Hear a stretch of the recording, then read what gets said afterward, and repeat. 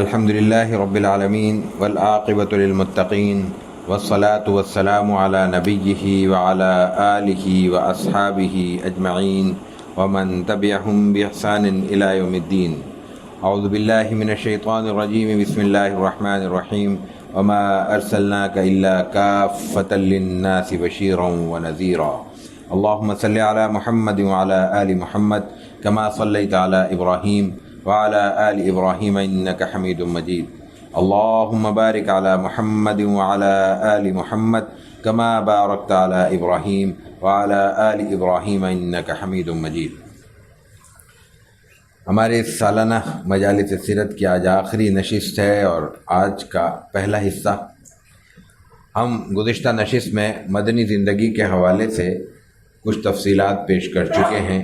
مدینہ طیبہ آپ علیہ الصلاۃ والتسلیم تشریف لائے، وہاں کے ابتدائی اقدامات آپ نے کیا کیا فرمائے، مدینہ کی رہائش، بود و باش، طریقہ کار کیا تھا، اس پر مختصر سی روشنی کل کی نشست میں ڈالی جا چکی ہے. مدینہ طیبہ آنے سے پہلے مسلمانوں کے سامنے سب سے بڑا چیلنج کفار مکہ اور ان کی جانب سے پیدا کی جانے والی مشکلات تھیں. ان مشکلات کی بھی جھلکیاں گزشتہ پہلے روز ہم تھوڑی سی مختصر سی پیش کر چکے. وہ پورا عرصہ 12-13 برس کا مشرکین مکہ کے ساتھ ان کی مخالفت جھیلتے ہوئے میں گزرا. اس وقت مسلمانوں کو مقابلے کی، رد عمل کی یا ان کے مقابل ہتھیار اٹھانے کی اجازت نہیں تھی. مدینہ طیبہ آنے کے بعد سب سے اہم چیز یہ ہوئی کہ مسلمانوں کی حیثیت ایک ریاست کی قائم ہوئی. اس سے پہلے وہ ایک گروہ تھا جس کے بارے میں مشرکین مکہ کا خیال یہ تھا کہ یہ ہمارے باغی ہیں، ہماری روایت کے باغی ہیں، ہمارے مذہب کے باغی ہیں، ہمارے اجداد کے طریقہ کار کے باغی ہیں. لیکن اب وہ ایک ریاست میں ڈھل چکے تھے.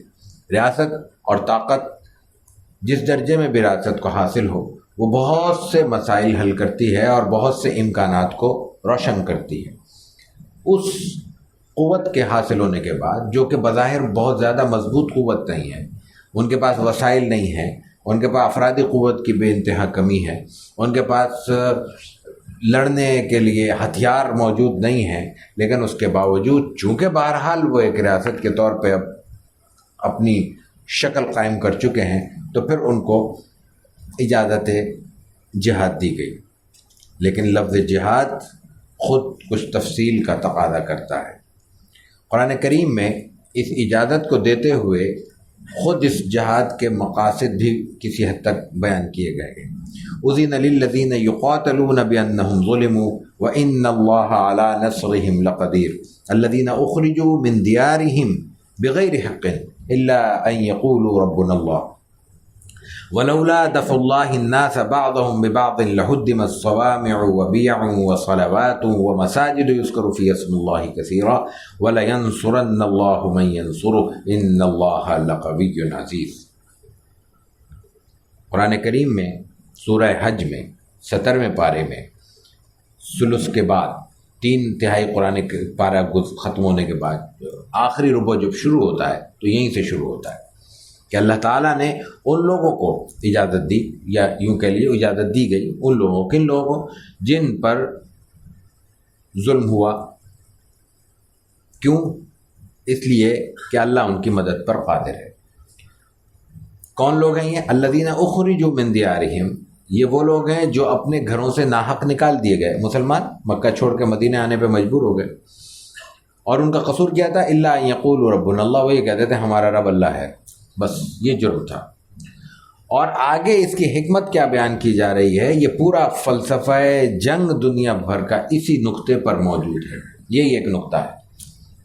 ولولا دفع اللہ الناس، اگر اللہ تعالیٰ یہ نہ کرتا کہ ایک دوسرے کو ہٹاتا نہ رہتا، ایک دوسرے کے ساتھ ایک دوسرے کو منسلک کر کے دور نہ کرتا رہتا، تو خانقاہیں، گرجے، عبادت خانے اور مسجدیں، یعنی یہودیوں کی، نصارہ کی، ہندوؤں کی، زرتشتوں کی، مجوسیوں کی، مسلمانوں کی، کسی مذہب کی کوئی عبادت گاہ باقی نہ رہتی، سب کے سب منہدم ہو چکے ہوتے۔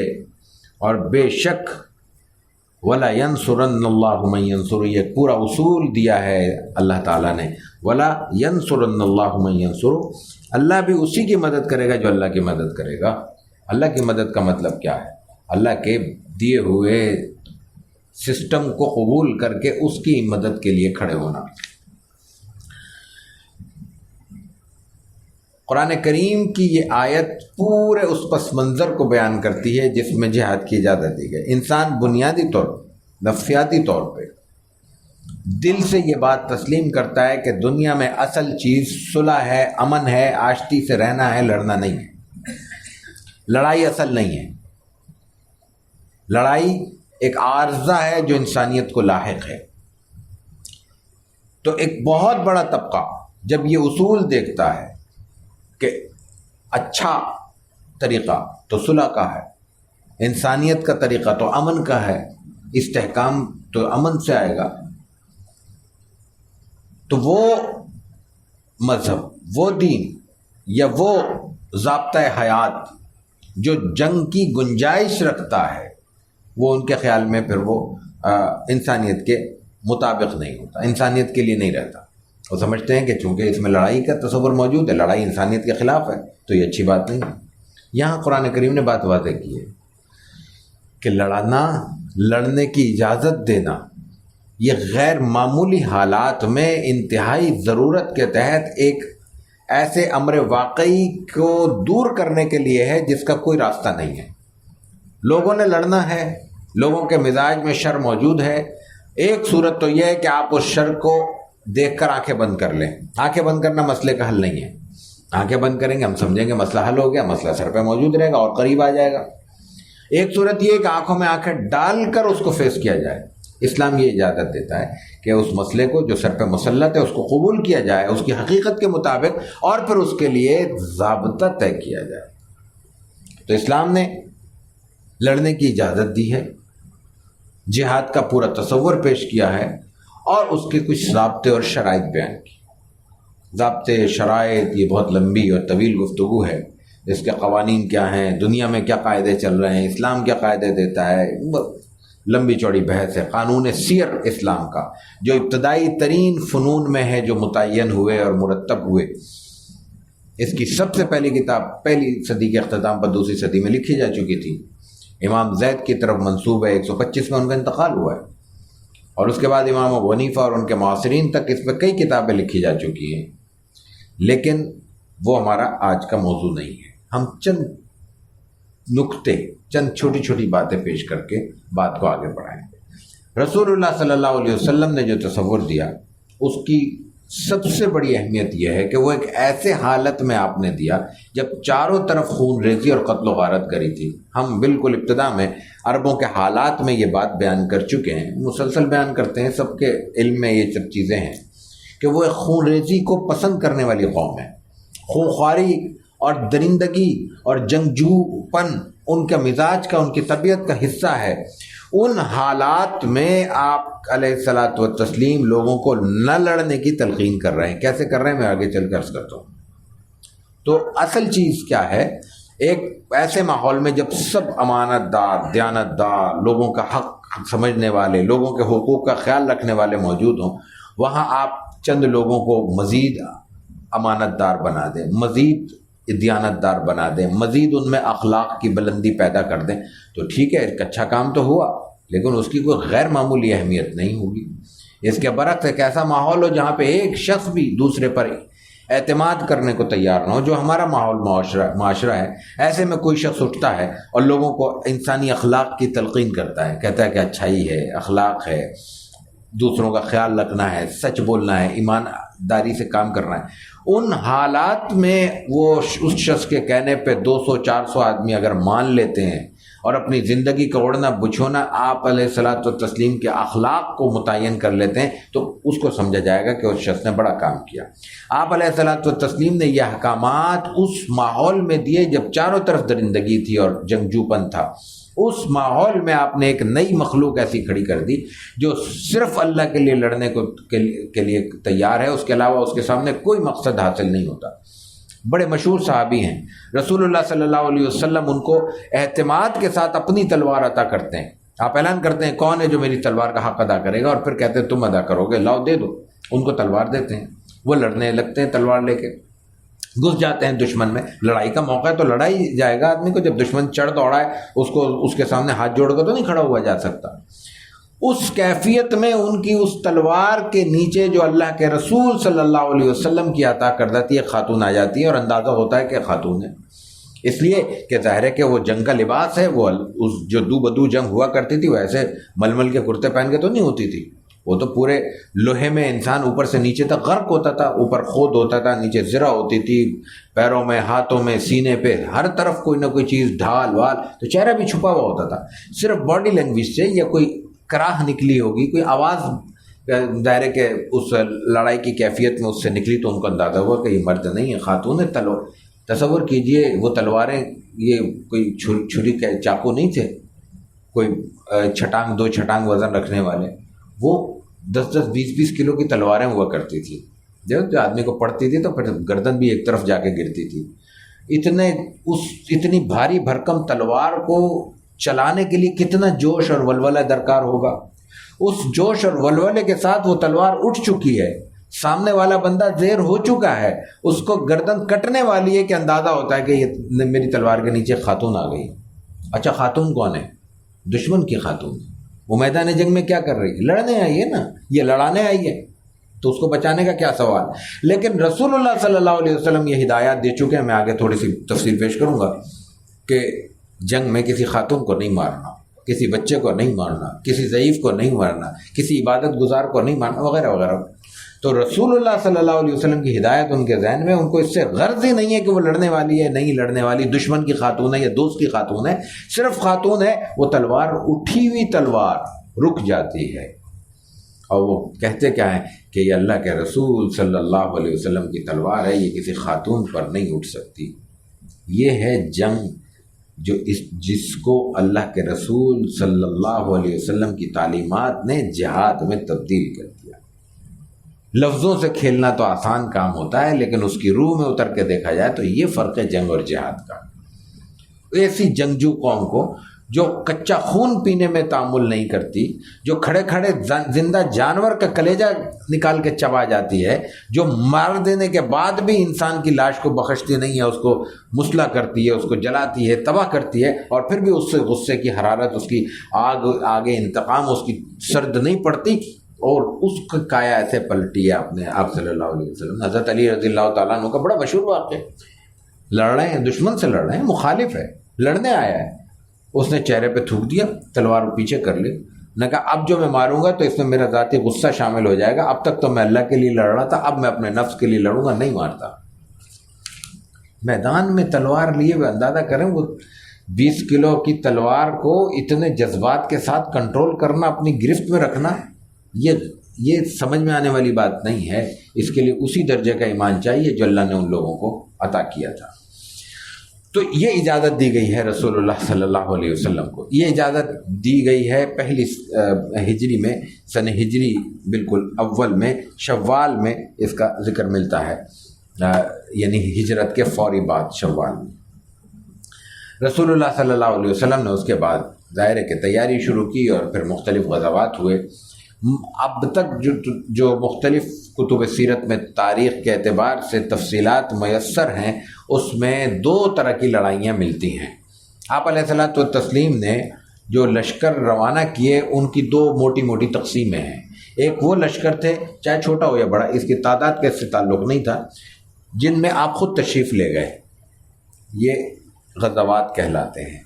ایک وہ جو آپ نے روانہ کیے، بے شک سینکڑوں افراد پر مشتمل تھے، لیکن آپ خود تشریف نہیں لے گئے، ان کو سریہ کہتے ہیں.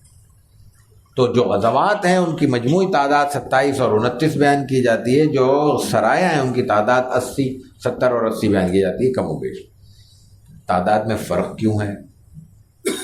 اس لیے فرق ہے کہ بہت سے حضرات ایک موقع پر پیش آنے والے کئی واقعات کو ایک شمار کرتے ہیں، اور بعض حضرات ان کو الگ الگ کرتے ہیں. بھئی ایک جگہ لڑنے گئے، درمیان میں ایک اور قوم سے مٹ بھیڑ ہو گئی، تو 2 لڑائیاں ہو گئی نا، تو ان کو 2 شمار کیا جائے گا تو زیادہ ہو جائے گا، 1 شمار کیا جائے گا تو کم ہو جائے گی تعداد. یہ معاملہ ہے. تیسری بات، اگر مجموعی طور پر 80 شمار کی جائے اور 29 30 چلیں یہ شمار کر لیں تو یہ 109 تعداد بنتی ہے. تو یہ تو بہت بڑی تعداد ہے. 10 برس کے اندر 110 لڑائیاں ہوئی ہیں. یہ بھی تھوڑی سی غلط فہمی ہے. جو سرایہ ہیں ان میں بعض اوقات ایک فرد پر مشتمل بھی سریا ہے، 2 افراد پر مشتمل بھی سرایہ ہے، اور سینکڑوں پر تو ہیں ہی. 2 آدمی لڑنے نہیں جاتے، 2 آدمیوں کو لڑنے نہیں بھیجا جا سکتا، ممکن نہیں ہے. یہ آپ علیہ الصلوۃ والتسلیم کے مختلف نوعیتوں کے لشکر ہیں، چھوٹے بڑے. کہیں حالات جانچنے کے لیے، بے شک لڑائی ہوئے لیکن لڑائی تو بعد میں ہوئی ہے نا، اس کو تو الگ کاؤنٹ کیا جا رہا ہے. لڑنے سے پہلے ان کا حال دیکھنے کے لیے، ماحول سے واقفیت حاصل کرنے کے لیے، ان کے اطراف میں ان کا جغرافیہ دیکھنے کے لیے، وہ کہاں رکیں گے، کہاں ٹھہریں گے، وہ لوگ کیسے ہیں، ان کا ماحول کیا ہے، ان کی تیاری کیسی ہے، اس نوعیت کی تفصیلات جاننے کے لیے جتنے لوگ بھیجے گئے وہ بھی سرایہ شمار ہوتے ہیں.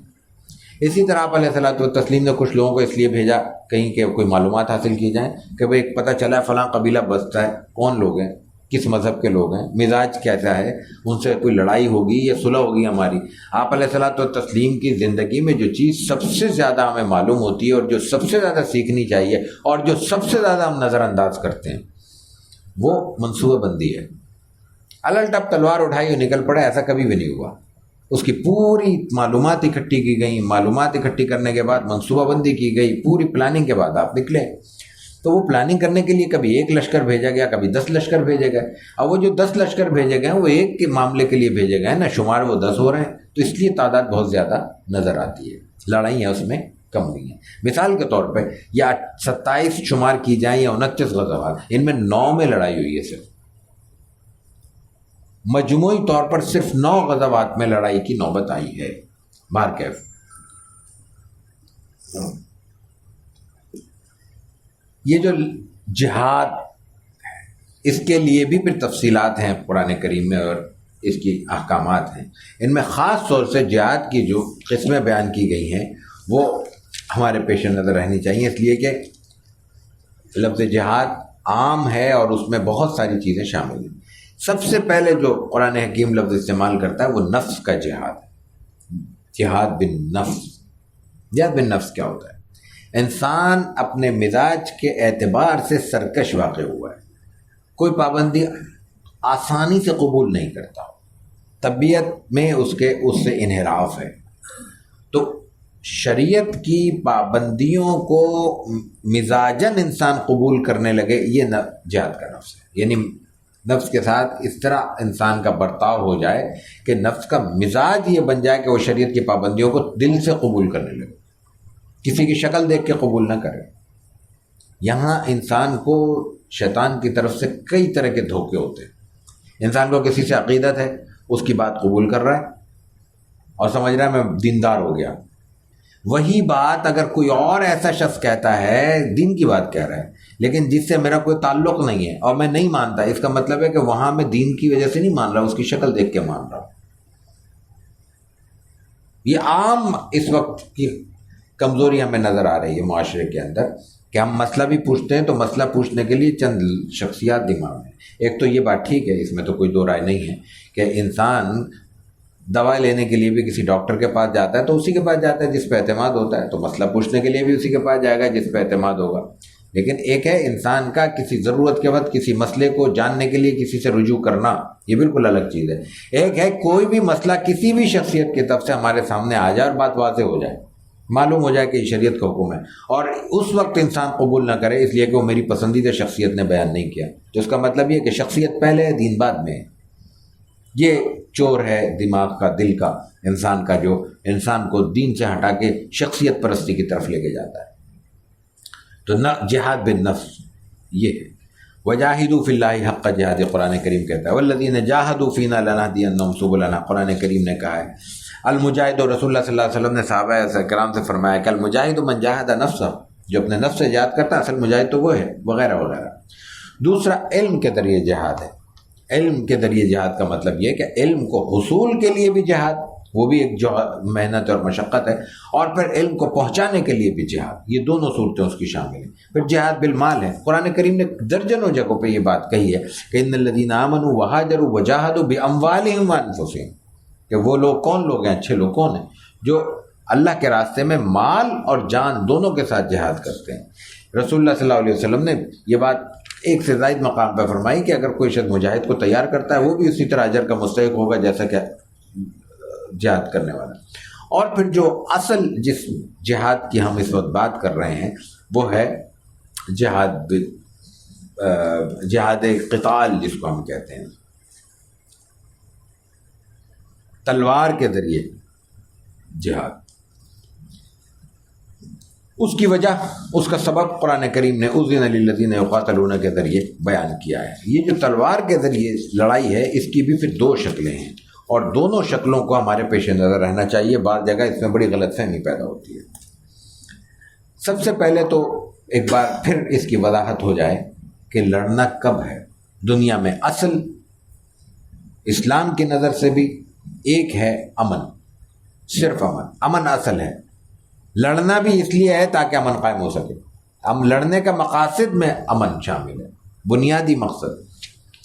اب یہ امن کیسے قائم ہوگا اور اس کے لیے احتیاط کے تقاضے کیا ہیں؟ اس میں سب سے بڑی احتیاط یہ ہے کہ نقصان کم سے کم ہو، اور نقصان میں یاد رکھنا چاہیے، نقصان کا مطلب ہوتا ہے انسانیت کا نقصان۔ کسی بھی شخص کا نقصان اسلام اپنا نقصان سمجھتا ہے۔ کیوں؟ اس لیے کہ ہم اس وقت جس دور میں زندہ ہیں، اس وقت ہماری اللہ کی نہیں، اسلام کی نہیں، اسلامی تعلیمات کی نہیں، ہماری کوشش یہ ہے کہ ہم دیکھتے ہیں اپنے شہروں کی آبادیاں بڑھ رہی ہیں،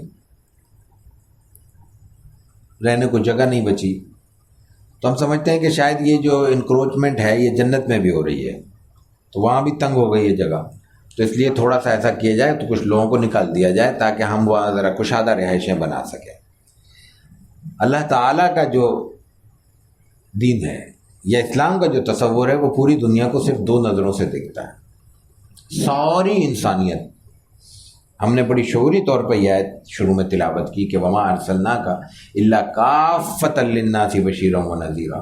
22ویں پارے میں اللہ تعالیٰ فرماتا ہے کہ آپ کو ہم نے کافۃ للناس کے لیے بھیجا ہے۔ کافۃ للناس پوری انسانیت کے لیے آپ کو بھیجا ہے۔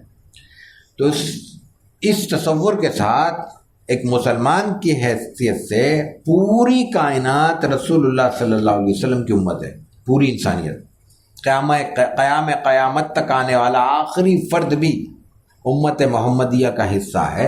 فرق صرف ایک ہے امت اجابت، ایک ہے امت دعوت، جن کو اللہ تعالیٰ نے اپنے فضل و کرم سے، محض اپنے فضل و کرم سے، اللہ کے رسول صلی اللہ علیہ وسلم کا کلمہ پڑھنے کی توفیق عطا فرمائی، وہ امت اجابت ہو گئے۔ ہمیں اور آپ کو یہ اللہ تعالیٰ نے اس شعبے میں، اس کیٹیگری میں ہمیں شامل کر لیا کہ اب ہمیں اللہ کے حکم کو ماننا ہے، رسول اللہ صلی اللہ علیہ وسلم کی تعلیمات کو تسلیم کرنا ہے، جو بھی حکم آ رہا ہے اس کو پورا کرنا ہے۔ یہ امت اجابت ہے۔ اور اس کے علاوہ جو دنیا موجود ہے وہ سب کی سب امت دعوت ہے، سب کو رسول اللہ صلی اللہ علیہ وسلم کا حکم پہنچانا ہے اور اسلام کی تعلیمات پہنچانی، یہ ہماری ذمہ داری ہے، یہ امت دعوت ہے۔ تو جب پوری دنیا ہماری ہے اور پوری دنیا امت رسول صلی اللہ علیہ وسلم ہے تو ہر فرد ہمارے لیے قیمتی ہے۔ ہر فرد قیمتی ہونے کی وجہ سے اگر بالفرض لڑائی کی نوبت آتی ہے، اور آئے گی، قیامت تک یہ آتا رہے گا، قانون یہی ہے اذن للذین یقاتلون بانہم ظلم، یہ قانون قیامت تک رہے گا۔ تو اس وقت پھر یہ کوشش ہونی چاہیے کہ ہونے والا نقصان کم سے کم رکھا جائے، نقصان کو منیمائز کیا جائے۔ یہ نقصان کیسے کم ہوگا؟ اس کے لیے جو جنگ کی دونوں کیفیتیں ہیں اس میں موقع پہ فیصلہ کیا جائے گا کہ کون سی صورت زیادہ مفید ہے۔ ایک ہے دفاعی اقدام اور ایک ہے آگے بڑھ کر اقدام کرنا، اقدامی جہاد۔ اقدامی جہاد اگر محض سلطنت بڑی کرنے کے لیے ہے، اگر محض ریاست کو وسیع کرنے کے لیے، تو ظاہر ہے کہ وہ بادشاہوں کا کام ہے، وہ شریعت کا حکم نہیں ہے۔ لیکن اگر اس کا مقصد راستے میں آنے والی رکاوٹوں کو دور کر کر انسانیت کو آسان کرنا، انسانیت کی راہیں آسان کرنا ہے، تو پھر وہ اگر پہلے آگے بڑھ کر نقصان میں کمی ہو سکتی ہے تو پہلے اقدام کیا جائے گا، اس میں کوئی دو رائے نہیں ہو سکتی۔ اور آج کی دنیا کی جدید جنگی حکمت عملی نے یہ بات ثابت کی ہے۔ ہر شخص، یہ جو مختلف ممالک برباد ہو گئے، تباہ کر دیے گئے، کس نقطے پہ کیے گئے؟ صحیح یا غلط کو چھوڑ دیں، معلومات میں کتنا جھوٹ بولا گیا اور کس حد تک لوگوں کو دھوکہ دیا گیا اس کو چھوڑ دیں، لیکن دعویٰ کیا کیا گیا کہ فلاں جنگ کی تیاری کر رہا تھا، ہم نے حملہ کر دیا، تو یہ حکم صرف ان کے لیے اجازت ہے، دوسروں کو اجازت نہیں ہے۔ تو رسول اللہ صلی اللہ علیہ وسلم نے کتنے ہی مواقع پہ، بدر آپ کے اوپر مسلط ہو گئی، احد مسلط ہو گئی ایک طرح سے، احد تو براہ راست مسلط ہوئی ہے، بدر میں ابھی تفصیل پیش کریں گے انشاءاللہ اس کی۔ تو بہت سی جگہوں پہ آپ نے حملہ کیا۔ فتح مکہ پہ کون سا لشکر آیا تھا؟ کوئی لشکر نہیں آیا، رسول اللہ صلی اللہ علیہ وسلم خود تشریف لے گئے۔ کیوں لے گئے؟ کہ انہوں نے معاہدے کی خلاف ورزی کی، اس کی تفصیلات انشاءاللہ ابھی تھوڑی سی پیش کریں گے۔ تو بنیادی چیز یہاں پہ یہ ہے کہ جنگ جس صورت میں بھی ہو، چاہے دفاعی ہو، اقدامی ہو، اس کی اجازت ہے، رسول اللہ صلی اللہ علیہ وسلم کی سنت سے ثابت ہے۔ ان الفاظ سے گھبرانا نہیں چاہیے اور ان کو عون کرنے میں کوئی تعامل نہیں ہونا چاہیے، اس کی وجہ سمجھنی چاہیے، اور وجہ یہی ہے کہ آگے بڑھ کر اقدام کرنے میں بہت سی صورتوں میں نقصان، فریقین کا نقصان کم ہوتا ہے، تو اصل چیز نقصان کو بچانا ہے، نقصان سے محفوظ رکھنا ہے۔ رسول اللہ صلی اللہ علیہ وسلم نے، یاد کیجئے کل ذکر آیا طائف کے سفر کا، آپ نے کیا کہا کہ اگر ان کو مار دیا گیا تو نسل ختم ہو جائے گی، لیکن زندہ رہے تو ہو سکتا ہے اگلے مسلمان ہو جائیں۔ یہی ہے نا نقصان سے بچانا، ورنہ آج والا ہمارا مزاج ہو تو ختم کرو، اڑاؤ ان کو، تہس نہس کرو، ہمیں کیا کرنا ہے ان کا۔ تو یہ بنیادی چیز ہے جو رسول اللہ صلی اللہ علیہ وسلم نے بتائی ہے۔ اب بالکل اختصار کے ساتھ ہم وہ آداب جہاد بیان کریں گے جو رسول اللہ صلی اللہ علیہ وسلم نے یا قرآن کریم نے بیان، یہ حدیث میں آئے ہیں یا قرآن کریم میں آئے ہیں۔ یاد رکھنے کی بات ہے کہ جہاد صرف اللہ کے لیے ہوگا، کسی دنیاوی غرض سے ہونے والی لڑائی، کسی کی ناک کی لڑائی، انا کی لڑائی جہاد نہیں کہلائے گی۔ اللہ کو ایک کثرت سے یاد کرنا، بلندی پر چڑھتے ہوئے اللہ اکبر کہنا، نشیب میں اترتے ہوئے سبحان اللہ کہنا، یہ کیوں؟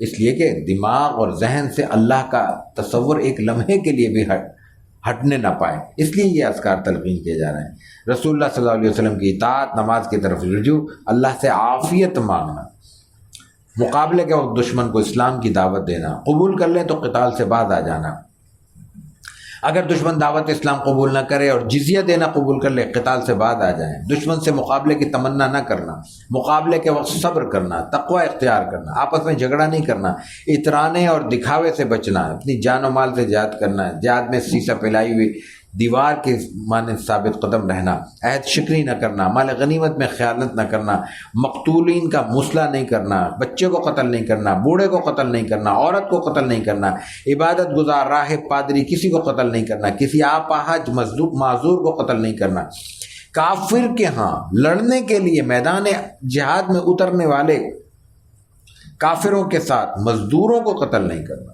ان کو اجرت پہ لایا گیا ہے، وہ لڑنے نہیں آئے، ان کو کسی کو باندھ کر قتل نہیں کرنا، دشمن کے علاقے میں مسجد دیکھو تو قتال روک دینا، اذان کی آواز سنو تو قتال روک دینا، وغیرہ وغیرہ۔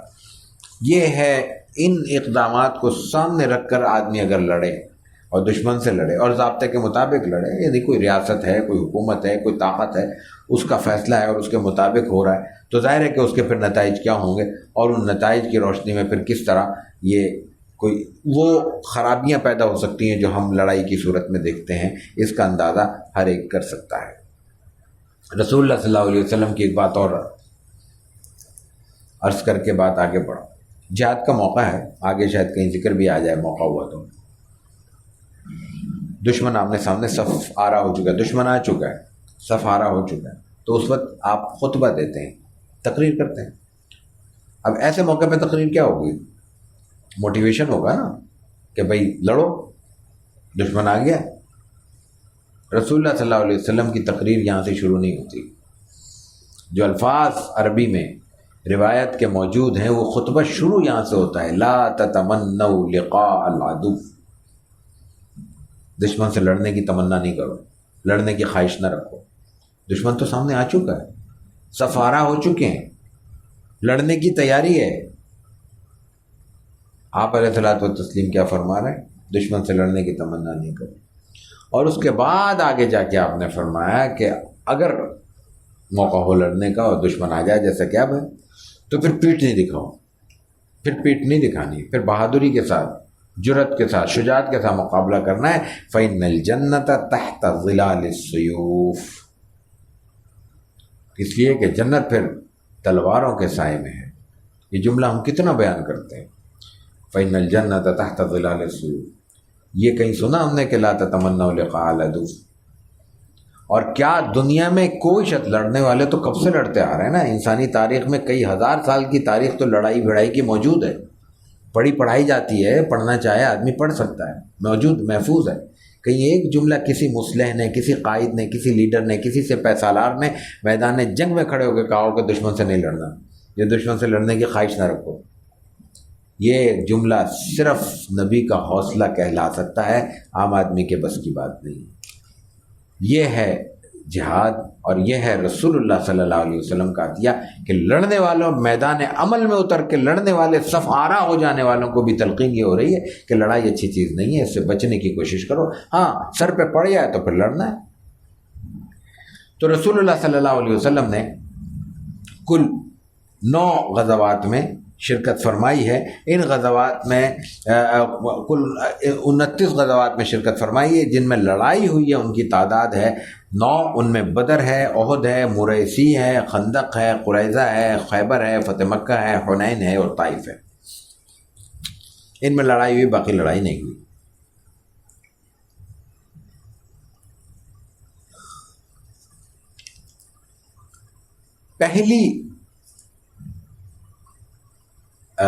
پہلا لشکر جو رسول اللہ صلی اللہ علیہ وسلم نے جہاد کی اجازت کے بعد روانہ کیا وہ سریہ سیف البحر کہلاتا ہے۔ 412 یہ جو سریہ سیف البحر ہے یہ جگہ کے نام سے ہے، اور اس کو سریہ امیر حمزہ بھی کہتے ہیں۔ یہ بھی ایک دلچسپ چیز ہے۔ رسول اللہ صلی اللہ علیہ وسلم نے جو ابتدائی لشکر روانہ کیے ان میں مہاجرین صحابہ کو موقع دیا اور انصار کو نہیں بھیجا۔ حالانکہ جب مدینہ طیبہ آئے ہیں تو معاہدہ ہوا، میثاق مدینہ ہوا ہے۔ میثاق مدینہ میں یہی ہے کہ سب اکٹھے مل کر لڑیں گے زیر کمان نبی صلی اللہ علیہ وسلم، لیکن اس کے باوجود آپ علیہ الصلوۃ والتسلیم نے مہاجرین کو آگے کیا، انصار کو آگے نہیں کیا شروع میں۔ اور بدر میں جا کے باقاعدہ وہ شریک ہوئے، اس سے پہلے نہیں۔ پہلا لشکر جو بھیجا ہے حضرت سید الشہداء حضرت حمزہ رضی اللہ تعالیٰ عنہ سے، اپنے بھائی، اپنے چچا، رضائی بھائی بھی ہیں، چچا بھی ہیں، سگے چچا ہیں، ان کی قیادت میں بھیجا ہے۔ یہ پہلے امیر ہیں جو رسول اللہ صلی اللہ علیہ وسلم کی طرف سے کسی سریے کے بنائے گئے ہیں، اور یہ پہلا لشکر ہے، اور پہلے لشکر کے تحت ابو مرثد غنوی کو پہلا علم دیا گیا۔ وہ پہلے رسول اللہ صلی اللہ علیہ وسلم کے علم بردار ہیں، یعنی جنگ میں پہلے علم بردار ہیں۔ پہلے علم بردار ہم یاد کر لیتے ہیں ہجرت کے موقع پر جب بریدہ اسلمی آئے ہیں اور انہوں نے اپنے امامہ اتار کے لشکر کے آگے آپ کے روانہ ہوئے اور قبا پہنچے، تو وہ پہلے امیر ہیں کہ اس معنی میں پہلے علم بردار ہیں، لیکن وہ جنگ کا موقع نہیں تھا۔ جنگ کے موقع پہ پہلے علم بردار یہ ہیں۔ تو اس غزوے کی تفصیل صرف اتنی ہے کہ 30 مہاجرین کو شام سے آنے والی ایک جماعت سے مقابلے کے لیے آپ علیہ الصلوۃ والتسلیم نے روانہ کیا، جس میں 300 افراد تھے، اور ابو جہل کی سربراہی میں وہ لشکر آ رہا تھا۔ اس میں لڑائی کا موقع ہو گیا، صفیں بن گئی، لیکن درمیان میں کچھ لوگ آئے اور انہوں نے پھر صلح صفائی کرائی اور لڑائی کی نوبت نہیں آئی۔ یہ پہلا لشکر تھا۔ اس کے بعد فوری بعد سریہ عبیدہ بن حارث ہے۔ عبیدہ بن حارث بھی آپ کے خاندان کے فرد ہیں، انہیں 70 یا 80 افراد کا سربراہ بنا کے بھیجا۔ یہ بھی مہاجرین کا لشکر ہے۔ اس لشکر کی ایک خوبی ہے کہ اس میں پہلی بار مسلمانوں کی طرف سے حضرت سعد بن ابی وقاص نے کفار پہ ایک تیر پھینکا، لیکن اس نے کسی کو زخمی نہیں کیا۔ یہ مسلمانوں کی جانب سے پھینکے جانے والا پہلا تیر تھا۔ پھر سریہ عبداللہ ابن جہش آتا ہے، جس میں پہلی بار مسلمانوں کی جانب سے لڑائی ہوئی ہے، لیکن اس سے پہلے غزوہ ذوالعشیرہ پیش آیا ہے۔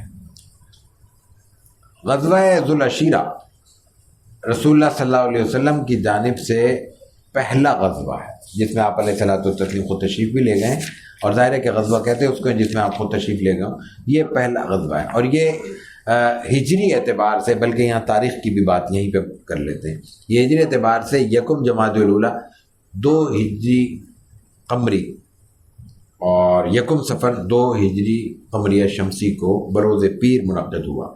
اس موقع پر بھی کئی اہم چیزیں پیش آئیں، لیکن یہ ہجری قمری شمسی اس کی طرح تھوڑی سی وضاحت کر دیتے ہیں۔ عہد نبوی میں اور اس سے پہلے عربوں کے ہاں آپ علیہ الصلوۃ والتسلیم کی بعثت سے پہلے 2 تقویمیں رائج تھیں۔ البیرونی وغیرہ نے اس پہ بڑی تفصیل سے بات کی ہے، پروفیسر ظفر احمد صاحب نے اس پہ بڑا کام کیا ہے، جو ہمارے یہاں سے السیرہ کے ہمارے مجلد ششمائی السیرہ میں تفصیل سے شائع ہو چکا ہے۔ اس کا میں بالکل بہت ہی خلاصے کا بھی خلاصہ 2-3 جملوں میں پیش کرتا ہوں۔ ایک تو یہ عام تقویم تھی، کیلنڈر، تقویم کا مطلب کیلنڈر، تاریخیں۔ ایک تو یہ بات واضح ہو جانی چاہیے، پہلے بھی میں عرض کر چکا ہوں کہ عام طور پہ ان کے یہاں کیلنڈر نہیں تھا، کسی بڑے واقعے سے وہ تاریخوں کا حساب کیا کرتے تھے۔ رسول اللہ صلی اللہ علیہ وسلم کی ولادت کے وقت کہا جاتا ہے کہ وہ 50-55 دن بعد ہوئی ہے واقعہ فیل سے، تو واقعہ فیل کو انہوں نے کیلنڈر بنا لیا، تو باقاعدہ کیلنڈر نہیں تھا، لیکن تقویم موجود تھی، استعمال بہت زیادہ نہیں ہوتا تھا اس کا۔ اس میں 3 طرح کی تقویم تھی۔ ایک تو شمسی تھی، سورج سے جیسے تاریخیں چلتی ہیں، جو ہمارا آج کل کا عیسوی کیلنڈر، جیولین کیلنڈر جو کہلاتا ہے۔ دوسرا ان کا عام چاند کے ساتھ قمری، جس کو بعد میں ہجری کیلنڈر قرار دیا گیا، قمری تاریخیں، قمری مہینے، رجب، محرم، صفر، ربیع الاول وغیرہ۔ تیسری چیز وہاں انہوں نے اپنے ایجاد کی تھی، وہ تھی قمریہ شمسی۔ قمریہ شمسی کا مفہوم یہ ہے کہ مہینے قمری ہیں، نام قمری ہیں، یہی رجب، محرم، صفر، رمضان، یہ مہینے بیان ہو رہے ہیں، لیکن اس کو دیکھنے کے لیے وہ چاند کا اعتبار نہیں کرتے، سورج کا اعتبار کرتے ہیں۔ اچھا، اس کا فرق کیا پڑتا ہے؟ فرق یہ پڑتا ہے کہ 10-11 دن کا سال چھوٹا ہوتا ہے قمری، اور وہ 10-11 دن کو کیسے وہ ایڈجسٹ کریں، تو اس کے لیے وہ 3 سال کے بعد 1 مہینہ بڑھا دیتے تھے، تو 13 مہینے کا سال بھی ان کا ہوتا تھا۔ یہ مہینوں کی تبدیلی وہ کیوں کرتے تھے اور یہ کیلنڈر کیوں بدلتے تھے؟ کاروباری ضرورت کے تحت۔ کل ہم نے یہ تفصیل سے عرض کیا تھا کہ عربوں کے ہاں سال بھر مختلف نوعیتوں کے میلے لگا کرتے تھے، اور وہ میلے جو تھے محض میلے نہیں تھے۔ میلے کا تصور یہ ہے کہ بھائی کھیل کود ہو گیا بچوں کا، ہر آدمی دل سنجیدہ آدمی وہاں نہیں جائے گا، کھیلنے کودنے والے جائیں گے، چاہے بڑی عمر کے ہوں چاہے چھوٹی عمر کے ہوں۔ ایسا نہیں تھا، وہ ادبی محفلیں بھی تھیں، اس میں شاعری، قصیدے، اس میں ان کی تاریخ، ان کے ایام العرب، ان کی مفاخرت، فلاں قبیلے نے فلاں پہ قبضہ کیا، فلاں قبیلے نے ہم نے اس کو مارا، ہم نے اس کو پچھاڑا، فلاں گھوڑا دوڑ میں ہم نے یہ کیا، فلاں موقع پہ ہم نے دشمن کو نیچے دکھایا وغیرہ، یہ ساری باتیں مقابلے، خطابت کے مقابلے ہوتے تھے۔ تقریر اور خطابت ان کا بہت بڑا فن تھا۔ شاعری تو بیان کی جاتی ہے، خطابت عام طور پہ بیان نہیں کی جاتی۔ ہر قبیلے کا ایک خطیب ہوا کرتا تھا۔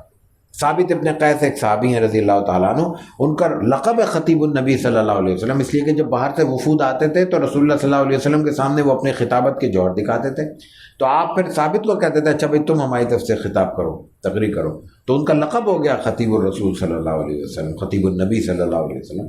تو یہ ان کا پورا کلچر تھا، اور پھر کاروبار تھا، جو مصنوعات وہ بناتے تھے اس کی سب وہاں پہ نمائش کرتے تھے، بیچتے تھے، آرڈر لیتے تھے، آرڈر دیتے تھے۔ تو وہ سارے میلے کوئی 1-2 نہیں تھے، وہ سال بھر جاری رہتے تھے اور مختلف جگہوں پہ جاری رہتے تھے پورے خطہ عرب میں۔ ان میلوں کو منظم کرنے کے لیے مہینوں سے تیاری ہوتی تھی۔ مہینوں سے جو ہونے والی تیاری ہے اس کو قمری تاریخ پر منحصر نہیں کیا جا سکتا۔ قمری تاریخ کا تو جب تک چاند نہ دیکھے پتہ ہی نہیں کل ہے یا نہیں ہے۔ عید کا آخری دن تک ہنگامہ کیوں رہتا ہے کہ اندازہ نہیں ہوتا کہ کل عید ہوگی یا نہیں ہوگی، چاند دیکھیں گے تو ہوگی، نہیں ہوگی دیکھیں گے تو نہیں ہوگی۔ تو وہ اس سینکڑوں کلومیٹر اور میلوں کا سفر کر کے جب وہ کسی جگہ اپنا سامان لے کے آئیں گے تو وہ اس طرح قمری تاریخ سے تو نہیں متعین کر سکتے، ان کو تو متعین تاریخ درکار ہے۔ تو اس کا انہوں نے یہ حل نکالا تھا کہ وہ مہینے یہی رکھتے تھے، ان کو ان کے نام یہی ہونے کے باوجود ان کو تاریخیں شمسی اعتبار سے مقرر کر لیتے تھے۔ شمسی اعتبار سے مقرر کرنے کا ان کو فائدہ یہ ہوتا تھا کہ تاریخ متعین ہوتی تھی، مثلاً 10 دسمبر ہے تو بس دسمبر ہے، محرم ہو، سفر ہو، رمضان ہو، ربیع الاول ہو، سردی ہو، گرمی سے فرق نہیں پڑتا، وہ 10 دسمبر کا جو بھی موسم ہوگا 10 دسمبر کو میلہ ہوگا، متعین ہو گئی۔ یہ وہ کیا کرتے تھے، اور اس میں جو تاریخوں کو آگے پیچھے کیا کرتے تھے اس میں پھر 2 وجوہات تھیں۔ ایک تو یہی مہینے کا معاملہ، تاریخیں بڑھ گئی، 1 مہینہ بڑھا دیا۔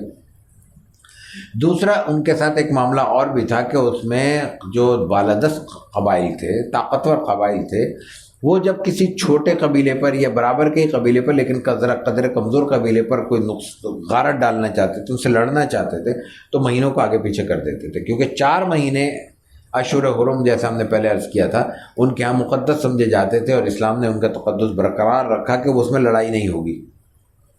اب 4 مہینوں میں اگر لڑائی نہیں ہوگی اور اس میں دشمن سامنے آ گیا اور ان کو موقع مل رہا ہے لڑنے کا، تو اب کیا کریں؟ تو وہ یہ کرتے تھے کہ بس طے کر لیا کہ بس ٹھیک ہے، یہ جو محرم ہے نا، یہ محرم میں لڑائی نہیں ہوتی، بالفرض محرم میں لڑائی نہیں ہوتی، رجب میں نہیں ہوتی تھی، شوال ذوالقعدہ ذوالحجہ یہ 4 مہینے تھے، تو اب لڑائی کا مہینہ آ گیا، رجب چلے یوں کر لیتے ہیں، رجب کا مہینہ آ گیا، لڑائی ہے، لڑنا نہیں ہے، تو انہوں نے کہا یہ رجب نہیں ہے، یہ ربیع الاول ہے۔ بھائی رجب کہاں گیا؟ رجب اگلے سال آئے گا، اٹھا کے آگے رکھ دیا۔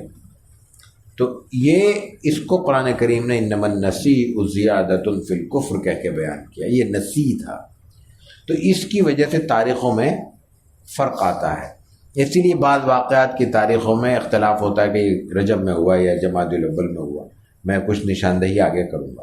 تو اس اعتبار سے یہ جو غزوہ ذو العشیرہ ہے، یہ قمری اعتبار سے 2 ہجری قمری 1 صفر کو ہوا ہے، اور قمری شمسی اعتبار سے یہ محرم تھا، تو یعنی محرم اور صفر یہ 1 مہینے کا اس میں فرق آتا ہے۔ بہرکیف رسول اللہ صلی اللہ علیہ وسلم نے ابو سلمہ بن عبد الاسد کو مدینے میں اپنا نائب مقرر کیا، اور 150 یا 200 مہاجرین کو لے کر، پہلے غزوے میں بھی آپ نے انصار کو شریک نہیں کیا، آپ نکلے ہیں، اور آپ کا جو ہدف تھا وہ ایک قریش کا قافلہ تھا، اور ینبع کے قریب عشیرہ ایک جگہ ہے، وہاں آپ کا ہدف تھا کہ وہاں پہنچنا ہے اور ان کو روکنا ہے۔ میں نے عرض کیا کہ آپ علیہ الصلوۃ والتسلیم نے اپنا جانشین مقرر کیا ہے ابو سلمہ کو۔ رسول اللہ صلی اللہ علیہ وسلم نے مدینہ طیبہ جب چھوڑا ہے اپنا پیچھے نگران مقرر کیا ہے۔ یہ جو اضافی عارضی چارج دیا جاتا ہے یہ حضور کی سنت ہے، اگر ہمیں سمجھ میں آئے، اس لیے کہ کوئی بھی ذمہ داری بغیر کسی شخص کو اپنا نائب بنائے چھوڑنا درست نہیں ہے، یہ حضور کی سنت ہے۔ ایک بات اس سے بھی دلچسپ چیز، یہاں تو ابو سلمہ کا ذکر آ گیا، آگے کم سے کم 12-13 مقامات ایسے ہیں، سیرت کا تتبع کیا جائے، تلاش کیا جائے تو معلوم ہوتا ہے، جن میں رسول اکرم صلی اللہ علیہ وسلم نے اپنا نگران اپنی غیر موجودگی میں حضرت عبداللہ ابن ام مکتوم رضی اللہ تعالی عنہ کو بنایا ہے۔ ان میں بعض اوقات 5-6 بار پورے مدینے کا نگران بنایا ہے اپنی جگہ، امیر مدینہ۔ رسول اللہ صلی اللہ علیہ وسلم کی جگہ امیر مدینہ بننا معمولی بات نہیں ہے، اور بعض موقع پر آپ نے صرف مسجد نبوی کا امام مقرر کیا، مسجد نبوی میں اپنا نائب بنایا ہے، اور امور کے لیے دوسرے فرد کو مقرر کر دیا، مسجد نبوی کے لیے آپ کو اپنا نائب بنایا۔ اور مسجد نبوی بھی حضور کی مسجد ہی، ہمارے محلوں کی مسجدیں نہیں ہیں، کوئی بھی نماز پڑھا دے تو فرق نہیں پڑتا۔ عبداللہ ابن ام مکتوم کون ہے؟ عبداللہ ابن ام مکتوم رضی اللہ تعالیٰ عنہ نابینا صحابی ہیں۔ رسول اکرم صلی اللہ علیہ وسلم نے 1450 برس پہلے ایک نابینا فرد کو اتنی عزت دی ہے کہ اپنا نائب بنایا ہے۔ یہ بات کہہ دینا بہت آسان ہے کہ یہ اسپیشل ہے، یہ خاص لوگ ہیں، ان کے ساتھ ہم نے الگ سے ان کے لیے تعلیمی ادارے بنا دیے ہیں، ان کے لیے ملازمتوں میں کوٹا مقرر کر دیا ہے۔ رسول اللہ صلی اللہ علیہ وسلم نے کچھ بھی نہیں کیا، صرف اس کی ذمہ داری اس کی صلاحیت کے مطابق متعین کر دی۔ لڑائی میں نہیں جا سکتے، نظر نہیں آتا، بوجھ بنیں گے اور ان کو سنبھالنا بچانا مشکل ہو جائے گا۔ مدینہ میں نماز پڑھا سکتے ہیں، لوگوں کے معاملات بھی دے سکتے ہیں، ظاہر لک آفٹر کرنا ہے نا۔ جو نگران مقرر ہوتا ہے اس کو پالیسی میٹرز میں مداخلت کا حق نہیں ہوتا۔ کیئر ٹیکر جو آتے ہیں وہ کوئی قانون سازی نہیں کر سکتے، وہ صرف ان کے لیے جو آرڈر ہوتا ہے وہ لک آفٹر کا ہوتا ہے، مطلب جو روٹین ورک چل رہا ہے اس کو چلانا ہے، یہ دفتری زبان ہے۔ تو جو روٹین ورک ہے وہ تو چلا رکھ سکتا ہے نا ایک شخص، پالیسی میکنگ تو رسول اللہ صلی اللہ علیہ وسلم خود کر رہے ہیں، وہ تو انہوں نے اپنی زندگی میں ابوبکر صدیق اور عمر فاروق کو بھی نہیں دیا۔ ظاہر ہے کہ جو اللہ کی طرف سے اختیار ہے وہ تو وہی استعمال کریں گے۔ تو معاشرے میں یہ طریقہ کار کہ کسی خاص شخص کو کسی مجبوری اور معذوری کی وجہ سے الگ کوئی اس کے لیے ضابطے متعین کرنا، یہ زیادہ آئیڈیل نہیں ہے۔ اس سے بہتر جو آئیڈیل ہے وہ یہ ہے کہ ان کو معاشرے کا حصہ سمجھتے ہوئے غیر محسوس طریقے سے ان کی ذمہ داریاں ایسی متعین کر دی جائیں جو اپنی معذوری کے ساتھ وہ ادا کر سکیں اور کسی کو اندازہ بھی نہ ہو، اور وہ فعال رہیں، معاشرے کا حصہ رہیں۔ یہ رسول اللہ صلی اللہ علیہ وسلم کی سنت ہے۔ بہرکیف تو آپ روانہ ہوئے ہیں 150 آدمیوں کے سے 150 سے 200 افراد کے ساتھ، لیکن پتہ چلا کہ وہ قافلہ جا چکا ہے، تو وہیں پہ آپ کو ایک بنو مدلج نامی ایک قبیلہ ملا رستے میں، اس کے ساتھ آپ علیہ الصلوۃ والتسلیم نے معاہدہ کیا۔ یہ ہجرت کے بعد پہلا معاہدہ ہے جو آپ علیہ الصلوۃ والتسلیم نے کیا ہے، اور اس کے بعد آپ واپس تشریف لے آئے ہیں۔ اس کے بعد سریہ ہے عبداللہ ابن جہش ہے، جس کا ہم نے ذکر کیا تھا، جس میں پہلی بار لڑائی ہوئی ہے۔ سریہ عبداللہ ابن جہش کا مطلب وہی ہے کہ جب وہ حضرت عبداللہ ابن جہش کو اس پر امیر مقرر کیا آپ علیہ الصلوۃ والتسلیم نے، ان کے نام سے وہ سریہ معروف ہو گیا۔ سریہ وہی جس میں آپ خود تشریف نہیں لے گئے، اور یہ واقعہ جو ہے جنگ بدر سے تھوڑا پہلے کا ہے، 2 ہجری کا ہے، اور قمری اعتبار سے یہ تاریخ 30 رمضان 2 ہجری بنتی ہے۔ آپ علیہ الصلوۃ والتسلیم نے حضرت عبداللہ ابن جہش رضی اللہ تعالیٰ عنہ کو امیر بنا کے 8 مہاجرین کے ساتھ مقام نخلہ روانہ کیا۔ عبداللہ ابن جہش رسول اللہ صلی اللہ علیہ وسلم کے پھپھی زاد بھائی ہیں۔ یہاں بھی آپ نے اپنے مہاجر صحابی کو روانہ کیا ہے، انصاری صحابہ کو بھی زحمت نہیں دی۔ آپ کے ساتھ جو دیگر صحابہ ہیں وہ بھی سب کے سب مہاجرین ہیں۔ نخلہ وہی مقام ہے جہاں پہ جنات رسول اللہ صلی اللہ علیہ وسلم سے آ کے ملے تھے طائف سے واپسی پر، یعنی طائف اور مکے کے درمیان کی جگہ ہے، یہ مکے کے قریب ہے، مطلب مکے کا حصہ ہی ہے۔ تو اس روایت میں بعض حضرات کا خیال ہے کہ 12 افراد تھے یا 8 تھے، اور سواریاں نہیں تھیں، ایک ایک سواری پر ایک ایک اوپر 2 افراد تھے۔ آپ نے حکم دیا کہ روانہ ہو جاؤ، 2 دن تک مسلسل سفر کرتے رہو، 2 دن بعد جہاں پہنچو وہاں میرا خط پڑھنا، آپ نے خط دیا وہاں کھول کے خط پڑھنا، پھر دیکھنا۔ جب 2 دن کے بعد خط کھولا گیا تو اس میں لکھا ہوا تھا کہ مقام نخلہ پہنچ کر قریش کے لشکر کا انتظار کرو، اور قریش کے ساتھ اگر لڑائی ہوتی ہے تو مقابلہ کرو، اور جو کچھ ملتا ہے وہ لے کے آ جاؤ۔ حضرت عبداللہ ابن جہش نے وہ خط پکڑا، صحابیوں کو بتایا، اور بتایا کہ یہ معاملہ ہے، اور اگر کوئی پسند کرتا ہے تو ساتھ چلے، نہیں ناپسند کرتا ہے تو یہاں سے واپس ہو جائے۔ تو اس وقت بہرحال یہ لوگ روانہ ہو گئے اور سب لوگ ساتھ چلے۔ مقام نخلہ پہنچ کر ایک قافلہ چھوٹا سا ان کو آتا ہوا دکھائی دیا، اس پہ کچھ سامان تجارت کا لدا ہوا تھا، اس میں زیتون کا تیل تھا، کشمش تھی، چمڑا وغیرہ تھا۔ وہ مسلمانوں صرف 8 افراد کو، یا دوسری روایت میں دیکھیں 12 افراد کو دیکھ کے وہ پریشان ہو گئے، اس لیے کہ وہ غیر متوقع تھا، ان کو اندازہ نہیں تھا کہ رسول اللہ صلی اللہ علیہ وسلم وہاں پہ آئیں گے۔ بہرکیف تو اس وقت رسول اللہ صلی اللہ علیہ وسلم نے، اس وقت صحابہ کرام نے ان سے مقابلہ کیا، مال غنیمت بھی لیا، اور ان کے لوگوں کو بھی مارا۔ ان میں عبداللہ عمر بن حضرمی پہلا شخص ہے جس کو تیر لگا ہے، اور وہ مسلمانوں کی جانب سے پہلا غیر مسلم ہے جو کسی جنگ میں جہاد میں مارا گیا ہے۔ یہاں ایک اور مسئلہ یہ پیش آیا کہ ان کی جو اس وقت تقویم شمسی تھی اس کے اعتبار سے رجب شروع ہو گیا تھا، یعنی اندازہ تھا شروع ہو گیا یا نہیں ہوا۔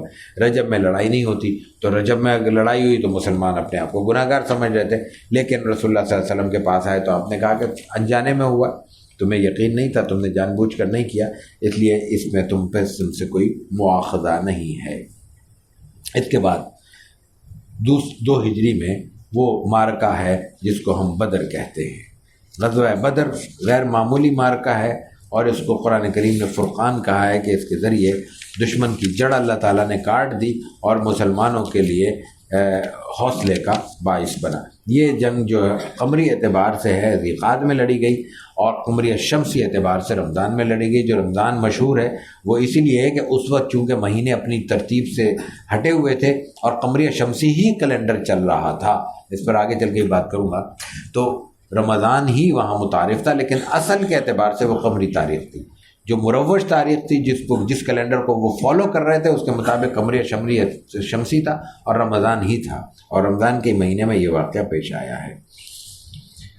فلم تقتلوہم ولکن اللہ قتلہم وما رمیت اذ رمیت ولکن اللہ رمی۔ اللہ تعالیٰ کہتا ہے کہ تم نے نہیں مارا، یہ تو ہم نے پھینکی ہیں، وہ جو مٹھی بھر کنکریاں پھینکی ہیں رسول اللہ صلی اللہ علیہ وسلم نے لڑائی کے دوران، یہ ہم نے پھینکی ہیں، یعنی ہاتھ رسول اللہ صلی اللہ علیہ وسلم کے تھے، لیکن اس میں اللہ تعالیٰ نے ایسی تاثیر اور قوت شامل کر دی تھی کہ وہ ہر شخص تک، ہر کے آنکھوں تک پہنچ گئی۔ رسول اللہ صلی اللہ علیہ وسلم کو یہ علم ہوا کہ قریش کا ایک قافلہ بڑا سامان سے لدا ہوا ہے، 30-40 افراد ہیں، اور یہ ابو سفیان کی سرکردگی میں شام سے مکے کی طرف جا رہا ہے۔ قصہ بہت مختصر ہے، تفصیلات تو بہت ہیں اس کی، چند پیش بھی کریں گے، لیکن مختصر بات اتنی ہے کہ رسول اللہ صلی اللہ علیہ وسلم کو اس کا علم ہوا۔ آپ علیہ الصلوۃ والتسلیم نے اس وقت صحابہ کرام کو بہت عجلت میں تیار کیا کہ یہ قافلہ روکا جائے۔ سوال یہ ہے کہ قافلہ کیوں روکا جائے؟ کفار کا ہے اس لیے روکا جائے، لڑائی کر رہے ہیں اس لیے روکا جائے، وہ دشمن کی حیثیت میں مکے سے مسلمانوں کو نکال چکے ہیں اس لیے روکا جائے۔ لیکن ان سب باتوں سے بڑھ کر ایک بات یہ ہے کہ یہ قافلہ، جیسا کہ غزوہ احد میں جا کے بعد میں ثابت بھی ہوا، اصل میں محض تجارت کے لیے نہیں تھا۔ اس کا ہدف یہ تھا کہ تجارت کی جائے، اس سے فائدہ اٹھایا جائے، اس پیسے کو محفوظ کیا جائے، اور اس پیسے کے ذریعے مسلمانوں سے پھر لڑائی کی جائے، جنگ کی تیاری کی جائے۔ تو یہ اقدامی جہاد ہے کہ مسلمانوں سے لڑنے کے لیے چونکہ وہ تیاری کر رہے تھے، اس لیے ان کو پہلے ہی مرحلے میں روکنا مقصود تھا تاکہ وہ پیسے ہی ان کے ہاتھ سے نکل جائے اور وہ لڑنے پہ آمادہ نہ ہو سکے۔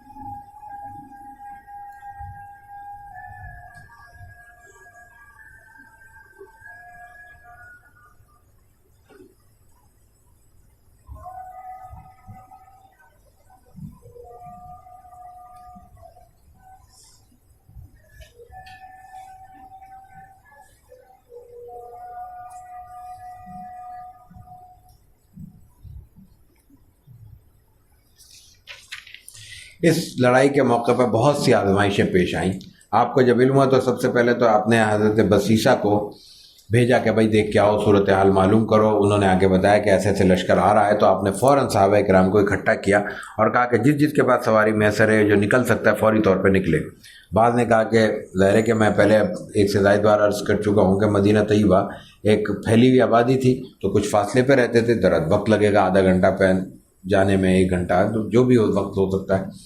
تو رسول اللہ صلی اللہ علیہ وسلم نے اس وقت کسی کو یہ اجازت بھی نہیں دی کہ وہ گھر سے جا کے کوئی تلوار، کوئی گھوڑا، کوئی نیزہ کوئی لا سکے، جو تیار ہے وہ نکلو۔ اس لیے سیرت نگاروں کے ہاں ایک غلط فہمی پائی جاتی ہے، اس کو دور کرنا ضروری ہے۔ عام طور پہ یہ بیان کیا جاتا ہے کہ دوسری ہجری میں، سن 2 ہجری میں بدر کے موقع پر 313 مسلمان تھے۔ یہ بالکل غلط بات ہے۔ اس وقت تک مسلمانوں کی تعداد ہزاروں میں تھی، 313 نہیں تھے۔ 313 تو وہ ہیں جو اس وقت لڑنے کے لیے فوری طور پر تیار ہونے میں کامیاب ہو گئے ہیں، اور پھر 313 کے ساتھ پیچھے بچے، مردم شماری میں تو سب شمار ہوتے ہیں، اور ان کی خواتین، آپ ایک خاتون کو بھی نہیں لے کے کوئی روایت نہیں ملتی، تو 313 کی 313 تو گھر میں خواتین ہوں گی، ظاہر بچے ملا کے 1000 سے تو اوپر ہو جاتا ہے، اور باقی کتنے ہی مرد ہیں جو ساتھ جانے میں کامیاب نہیں ہو سکے۔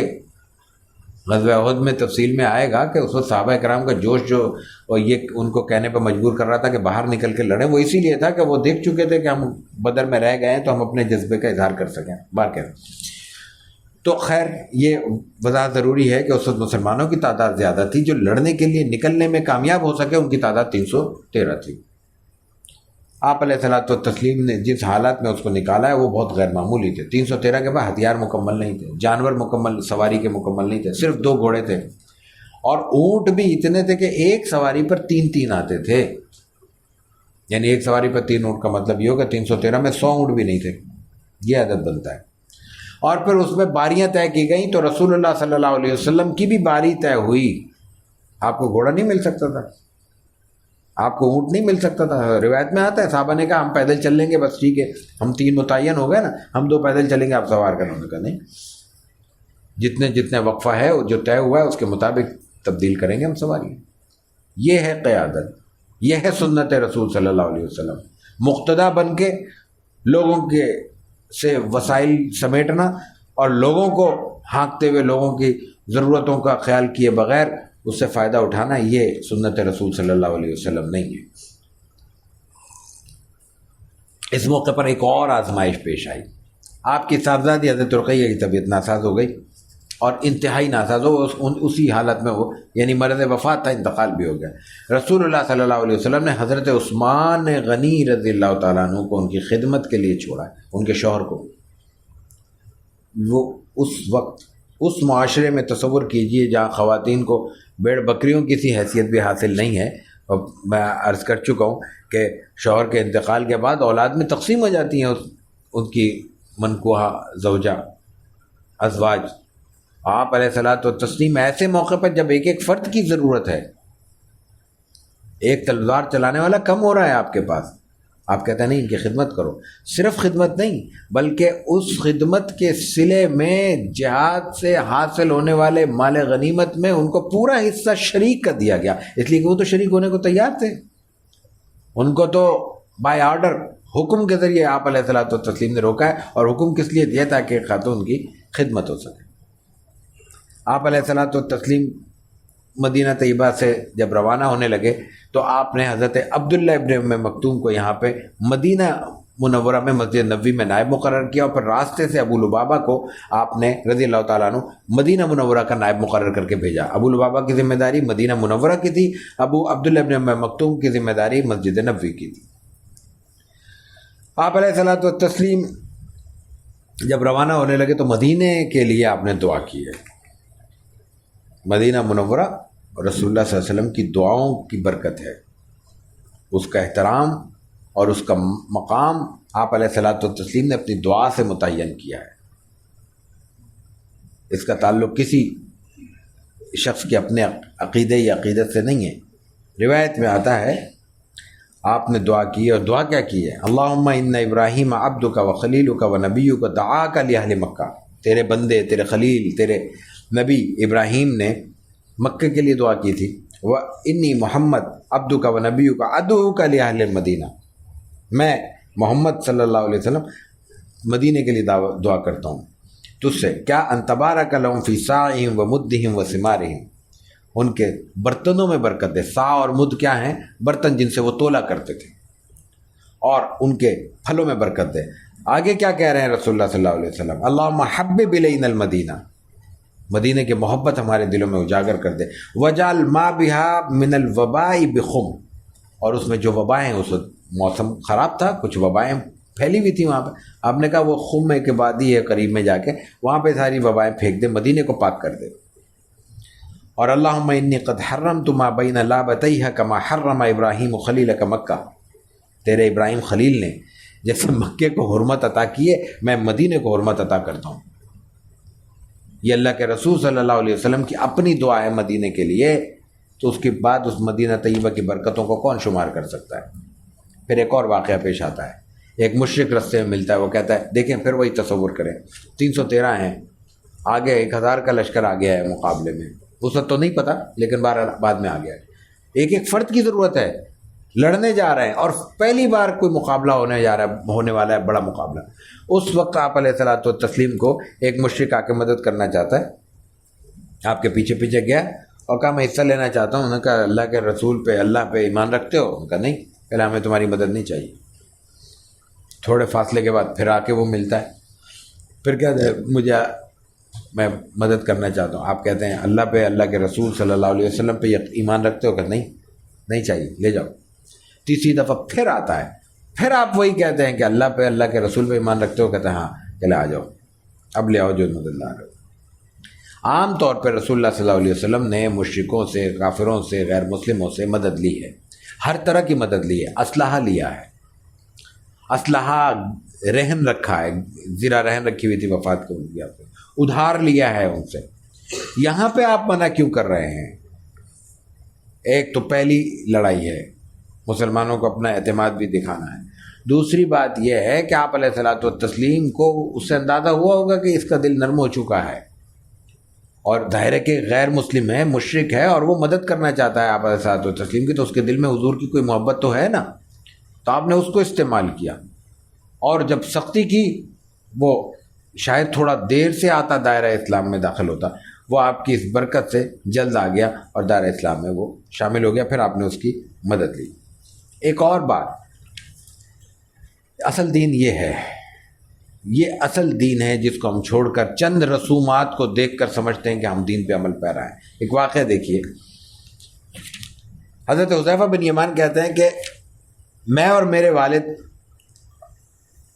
مکے سے نکلے، اور ہمارا جو مدینہ سے نکلے، ہمارا جو ہدف تھا وہ یہ تھا کہ رسول اللہ صلی اللہ علیہ وسلم کے ساتھ نہیں نکلے تھے، لیکن پیچھے پیچھے جا رہے تھے کہ آپ کے لشکر کو ہم لشکر میں شریک ہو جائیں اور پھر لڑیں، مقابلہ کریں کفار سے۔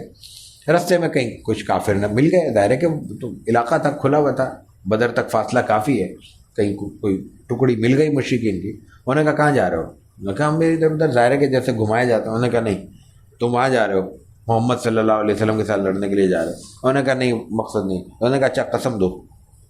انہوں نے حلف اٹھا دیا، وعدہ کر لیا کہ ہم نہیں لڑیں گے، ہم مسلمانوں کی طرف سے کفار سے نہیں لڑیں گے۔ یہ دونوں باپ بیٹے نے وعدہ کر لیا۔ رسول اللہ صلی اللہ علیہ وسلم سے ملاقات ہو گئی، آپ علیہ الصلوۃ والتسلیم کو انہوں نے بتایا کہ مجبوری میں یہ وعدہ کر کے آئے، لیکن وہ تو ہم نے دل سے نہیں کیا۔ آپ علیہ الصلوۃ والتسلیم پھر دوہرا رہا ہوں، بندے افراد کم ہیں، مقابلہ 1/3 میجورٹی کے ساتھ ہے، 1/3 کا ہے 2/3 سے۔ اس کیفیت میں رسول اللہ صلی اللہ علیہ وسلم نے کہا کہ ہمیں تمہاری ضرورت نہیں ہے، تم نے وعدہ کیا ہے، وعدہ پورا کرو۔ کس سے وعدہ کیا ہے؟ ان سے جن سے لڑنے نکلے ہیں، جنہوں نے مکے سے نکالا ہے، جنہوں نے مارنے کے لیے سازشیں کی ہیں، جو مسلسل لڑنے پر آمادہ ہیں اور جنہیں کوئی ایک لمحہ دینے کو تیار نہیں ہیں، ان سے کیے ہوئے وعدے کا یہ حق ہے۔ ایک مسلمان کا مسلمان سے کیے ہوئے وعدے کا کیا مقام ہوگا؟ رسول اللہ صلی اللہ علیہ وسلم نے اس جنگ میں حصہ لینے نہیں دیا، بدر جیسے موقع، وہ بدر میں شریک ہونے کی سعادت حاصل نہیں کر سکے، صرف زبان کی وجہ سے اور وعدے کی وجہ سے۔ اس وقت آپ علیہ الصلوۃ والتسلیم نے گنتی کا حکم دیا ہے باقاعدہ کہ بھئی گنتی کرو کتنے لوگ ہیں۔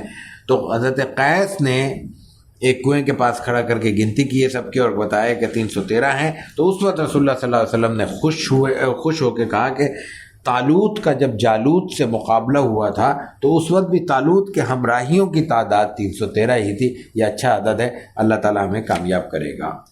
اور پھر آپ نے مجاہدین کے لیے دعا کی ہے، اللہ برہنہ پا ہیں، ان کے پاس اسلحہ نہیں ہے، سواریاں نہیں ہیں، بھوکے ہیں، ان کو سواریاں عطا کر، ان کے جسم کو لباس عطا کر، ان بھوکے ان کو پیٹ بھر کے کھانا کھلائے، یہ نادار ہیں، ان کو اپنی مہربانی سے مالا مال فرما دے۔ اپنے ساتھیوں کے لیے دعا کی ہے، ان کو ایسے ہی نہیں چھوڑ دیا۔ اور اللہ ایک ظاہر ہے کہ یہ صرف دعا نہیں تھی، ایک تو اللہ کے رسول صلی اللہ علیہ وسلم کی دعا تھی، چند ہی برس میں اس نے اپنا اثر دکھایا، لیکن ایک آپ کا دعا کے طور پر سب کے سامنے یہ جملے کہنا ان کی حوصلہ افزائی بھی تھا کہ بھائی قیادت کو علم ہے کہ ہم کن مشکلات پہ ہیں، یہ نہیں ہے کہ وہ ایک الگ سیارے سے زمین پہ اترتے ہیں، جلسے کی قیادت کرتے ہیں اور دوسرے سیارے پہ منتقل ہو جاتے ہیں، بلکہ وہ وہی زمین پہ ہمارے ساتھ رہنے والے لوگ ہیں، ہمارے دکھ سکھ کا حصہ ہے، اور ان کو اندازہ ہے کہ ہم کہاں کھڑے ہیں اور ہماری کیا کیا ضرورتیں ہیں۔ اس موقع پر قصہ یوں پیش آیا کہ ایک جانب سے ابو سفیان جو بعد میں مسلمان ہوئے رضی اللہ تعالیٰ عنہ، وہ اپنا لشکر لے کے آ رہے ہیں، مسلمان ان کے مقابلے پہ اس لشکر کا مقابلہ کرنے کے لیے نکلے ہیں۔ دوسری جانب ان کو علم ہو گیا ہے، عربوں کی ذہانت پہ ہم پہلے بات کر چکے ہیں۔ یہ کتنی غیر معمولی بات ہے کہ تصور کیجئے، اس کو اگر نقشے پہ دیکھیں تو پہلے مکہ ہے، پھر مدینہ ہے، پھر شام ہے، اور شام سے آنے والا قافلہ بھی مدینے نہیں پہنچا کہ اس نے مکے والوں کو اطلاع کروا دی کہ مدینے میں ہمارے راستے میں رکاوٹ کھڑی کی جا رہی ہے، مسلمانوں کی طرف سے ہمیں خطرہ ہے، ہماری حفاظت کے لیے پہنچو۔ یہ اس زمانے کا کمیونیکیشن تھا۔ تو ادھر سے ابو جہل اور دوسرے حضرات لے کے لشکر لے کے روانہ ہو گئے ہیں مسلمانوں کے مقابلے میں، اور وہ 1000 کے قریب افراد ہیں۔ یہ 1000 کیسے معلوم ہوئے؟ یہ اب دیکھیے مسلمانوں کی ذہانت اور رسول اللہ صلی اللہ علیہ وسلم کا۔ آپ علیہ الصلوۃ والتسلیم نے اب یہ دیکھنے کی کوشش کی کہ ان کی تعداد کیا ہے اور ان کو کیسے جانچا جا سکتا ہے، تو آپ علیہ الصلوۃ والتسلیم نے ایک جگہ معلومات لی اور وہاں پہ کچھ غلام وغیرہ ملے، انہوں نے پکڑ لیا صحابہ کرام نے۔ رسول اللہ صلی اللہ علیہ وسلم نے کہا کہ ان کو میرے پاس آؤ۔ صحابہ نے تفتیش کی، ان کو اندازہ نہیں ہو سکا، صحابہ کرام اندازہ نہیں کر سکے کہ کیا صورتحال ہے۔ حضور نے کہا ان کو میرے پاس لاؤ۔ اب آپ نے ان سے پوچھا، نے کہا بھائی یہ بتاؤ جانور کتنے ذبح ہوتے ہیں؟ آج ہم لوگ کھانے کا جو انتظام کرتے ہیں تو اس کو اندازہ یہ پکوان والے حضرات کیسے کرتے ہیں کہ وہ فلاں سالن ہوگا تو وہ اتنے لوگ کھائیں گے، اور پھر فلاں جگہ کے لوگ ہوں گے تو اتنے کھائیں گے، اور اس طرح کی بریانی ہوگی تو وہ اتنے لوگ کھائیں گے۔ دیکھ سے اندازہ ہوتا ہے۔ تو رسول اللہ صلی اللہ علیہ وسلم نے پوچھا کتنے جانور کٹتے ہیں؟ انہوں نے کہا کبھی 10 کٹتے ہیں، کبھی 9 کٹتے ہیں۔ رسول اللہ صلی اللہ علیہ وسلم نے کہا کہ ان کی تعداد 950 سے 1000 950 1000 کے درمیان ہے، یعنی ایک اونٹ 90 سے 100 آدمی کھاتے ہیں۔ یہ مطلب ہوا۔ وہ عربوں والا اونٹ اور عربوں کی خوراک، ہماری اور آپ کی بات نہیں ہو رہی۔ ظاہر ہے کہ وہ کوئی بڑے شوربے کا سالن تو نہیں پکتا تھا، وہ تو آپ 2000 آدمی کو کھلا لے، تو ظاہر ہے کہ گوشت کاٹا اور بھونا اور کھا لیا، اور وہ لمبے چوڑے اونٹ ہوتے تھے۔ تو رسول اللہ صلی اللہ علیہ وسلم نے اس طرح معلوم کیا کہ یہ لوگ کتنا کرتے ہیں۔ اچھا ان کا طریقہ کار کیا تھا؟ بھائی ایک لشکر نکلا ہے دشمن کے لیے، مقابلے کے لیے، پتہ نہیں کتنے دن باہر رہیں گے، کھانے کا انتظام کیسے ہوتا تھا؟ وہ جانور ساتھ لے کے آتے تھے کھانے کے، اور ایک ایک شخص ذمہ داری لیتا تھا کہ بھائی آج میری طرف سے۔ تو وہ ایک آدمی کوئی 10 ذبح کر دیتا تھا، کوئی 9۔ ظاہر اتنے لوگوں میں تو ایک جانور کی تو کمی بیشی کا پتہ نہیں چلتا نا۔ یہ تو معاملہ ہوتا ہے نا، 1000 آدمیوں کھانا کا انتظام کیا جائے، 950 بھی کھا لیں گے، 10.5 بھی کھا لیں گے۔ تو اس طرح رسول اللہ صلی اللہ علیہ وسلم نے معلوم کیا۔ تو یہ ابو سفیان کا جب پیغام مکے میں پہنچا ہے تو وہاں سے دوسرا قافلہ روانہ ہو گیا۔ اب یہ 2 لشکر بن گئے۔ قرآن کریم اس پورے پس منظر میں یہ بات کہتا ہے کہ اللہ تعالیٰ کچھ اور سوچ رہا ہے، مسلمان کچھ اور سوچ رہے تھے، اللہ تعالیٰ کا مقصد کچھ اور تھا اور مسلمانوں کا مقصد کچھ اور تھا۔ قرآن کریم کہتا ہے سورہ انفال میں، کما اخرجک ربک من بیتک من الحق وان فریقا من المؤمنین لکارہون، جس طرح آپ کے پروردگار نے آپ کو آپ کے گھر سے حق کے لیے نکالا، آپ کے گھر سے مکے سے نکالا، اور اہل ایمان کی ایک جماعت اس سے ناخوش تھی، گھر سے نکالا، مدینے سے نکالا، یجادلونک فی الحق، وہ حق ظاہر ہونے کے بعد بھی آپ سے جھگڑ رہے تھے، بعد ما تبین کانما یساقون الی الموت وهم ينظرون، ایسا یہ مسلمانوں کے لیے کہا جا رہا ہے، صحابہ اکرام کے لیے کہا جا رہا ہے کہ وہ ایسا لگ رہا ہے جیسے موت کی طرف ہانکے جا رہے ہوں۔ وَإِذْ يَعِدُكُمُ اللَّهُ إِحْدَى الطَّائِفَتَيْنِ، یہ جملہ میں بتانا چاہ رہا تھا کہ اللہ تعالیٰ نے تم میں سے ایک گروہ کا وعدہ کیا تھا، 2 میں سے ایک گروہ۔ وہ 2 میں سے ایک گروہ کیا تھا کہ یا تو وہ ملے گا ابو سفیان والا قافلہ، اس کی خواہش تھی مسلمانوں کو کہ ظاہر ہے کہ ضرورت مند تھے، مالی طور پہ بہت کمزور تھے کہ کچھ پیسے ہاتھ آ جائیں گے، کچھ گزارا ہو جائے گا۔ لیکن اللہ تعالیٰ کیا چاہتا تھا؟ اللہ تعالیٰ کہتا ہے کہ اللہ یہ چاہتا تھا کہ ان کی جڑ کٹ جائے، انہا لکم وتودون ان غیر ذات الشوکا، تم لوگ یہ چاہ رہے تھے کہ کوئی کانٹا تک نہ چبھے اور وہ مال غنیمت حاصل آ جائے۔ اور اللہ تعالیٰ کیا چاہتا تھا؟ وہ یرید اللہ ان یحق الحق بکلماتی، کہ اس کی بات، اس کا کلمہ احقاق حق کے ساتھ ثابت ہو جائے، اور وَيَقْطَعَ دَابِرَ الْكَافِرِينَ، وہ چاہتا تھا کہ کافروں کی آج جڑ کاٹ دوں۔ تو وہ لشکر اللہ تعالیٰ نے نکال دیا، وہ لشکر نکل گیا۔ ان کو سپورٹ کرنے کے لیے، ان کو تحفظ فراہم کرنے کے لیے، ان کی پروٹیکشن کے لیے جو مکے سے لشکر آیا تھا وہ مسلمانوں کے پاس آ گیا۔ وہ ہے 950 افراد کا، وہ اس کی بات ہو رہی ہے کہ 9 جانور کبھی کٹتے ہیں اور کبھی 10 جانور کٹتے ہیں۔ بہرحال مقابلہ ہوا۔ اب مقابلے کی کیفیت دیکھیے، جب صف آرا ہو گئے تو اس وقت کتنی برکتیں نازل ہوئیں اور کس طرح اللہ تعالیٰ نے مدد کی۔ مسلمان جب وہاں پہنچے، بدر کے موقع پر پڑاؤ ڈالا، تو قریش مسلمانوں سے پہلے پہنچ چکے تھے اور انہوں نے پانی کے چشمے پہ قبضہ کر لیا، اور ایسی جگہ پہ انہوں نے قبضہ کر لیا جو ہموار تھی، سخت تھی۔ مسلمانوں کے لیے وہ جگہ چھوڑ دی جو دلدل تھا۔ ظاہر دشمن ہے نا، تو دشمنی کرے گا، اس میں کوئی اچنبے والی بات نہیں ہے۔ اللہ تعالیٰ نے وہاں پہ رات کو بارش بھیج دی۔ بارش کا کیا فائدہ ہوا؟ ایک تو پانی مل گیا، انہوں نے بارش کا پانی روک لیا، جمع کر لیا۔ یہ تو ہم برباد کرتے ہیں نا، اور پھر اپنے محلے بھی برباد کرتے ہیں اور سمندر بھی برباد کرتے ہیں۔ انہوں نے پانی کو روک لیا۔ روکنے کے بعد ایک تو پانی محفوظ ہو گیا، دوسرا جو ان کے پاس زمین ریتلی زمین تھی وہ پانی نے بٹھا دی اور وہ جم گئی، ہموار ہو گئی۔ ان کی سخت زمین تھی، اس میں کیچڑ ہو گیا۔ بارش کے بعد وہاں چلنا مشکل ہو گیا، یہاں چلنا آسان ہو گیا۔ ایک بات تو یہ ہوئی۔ دوسرا، اس کے بعد پھر مسلمانوں پہ اللہ تعالیٰ نے ایک اونگ طاری کی۔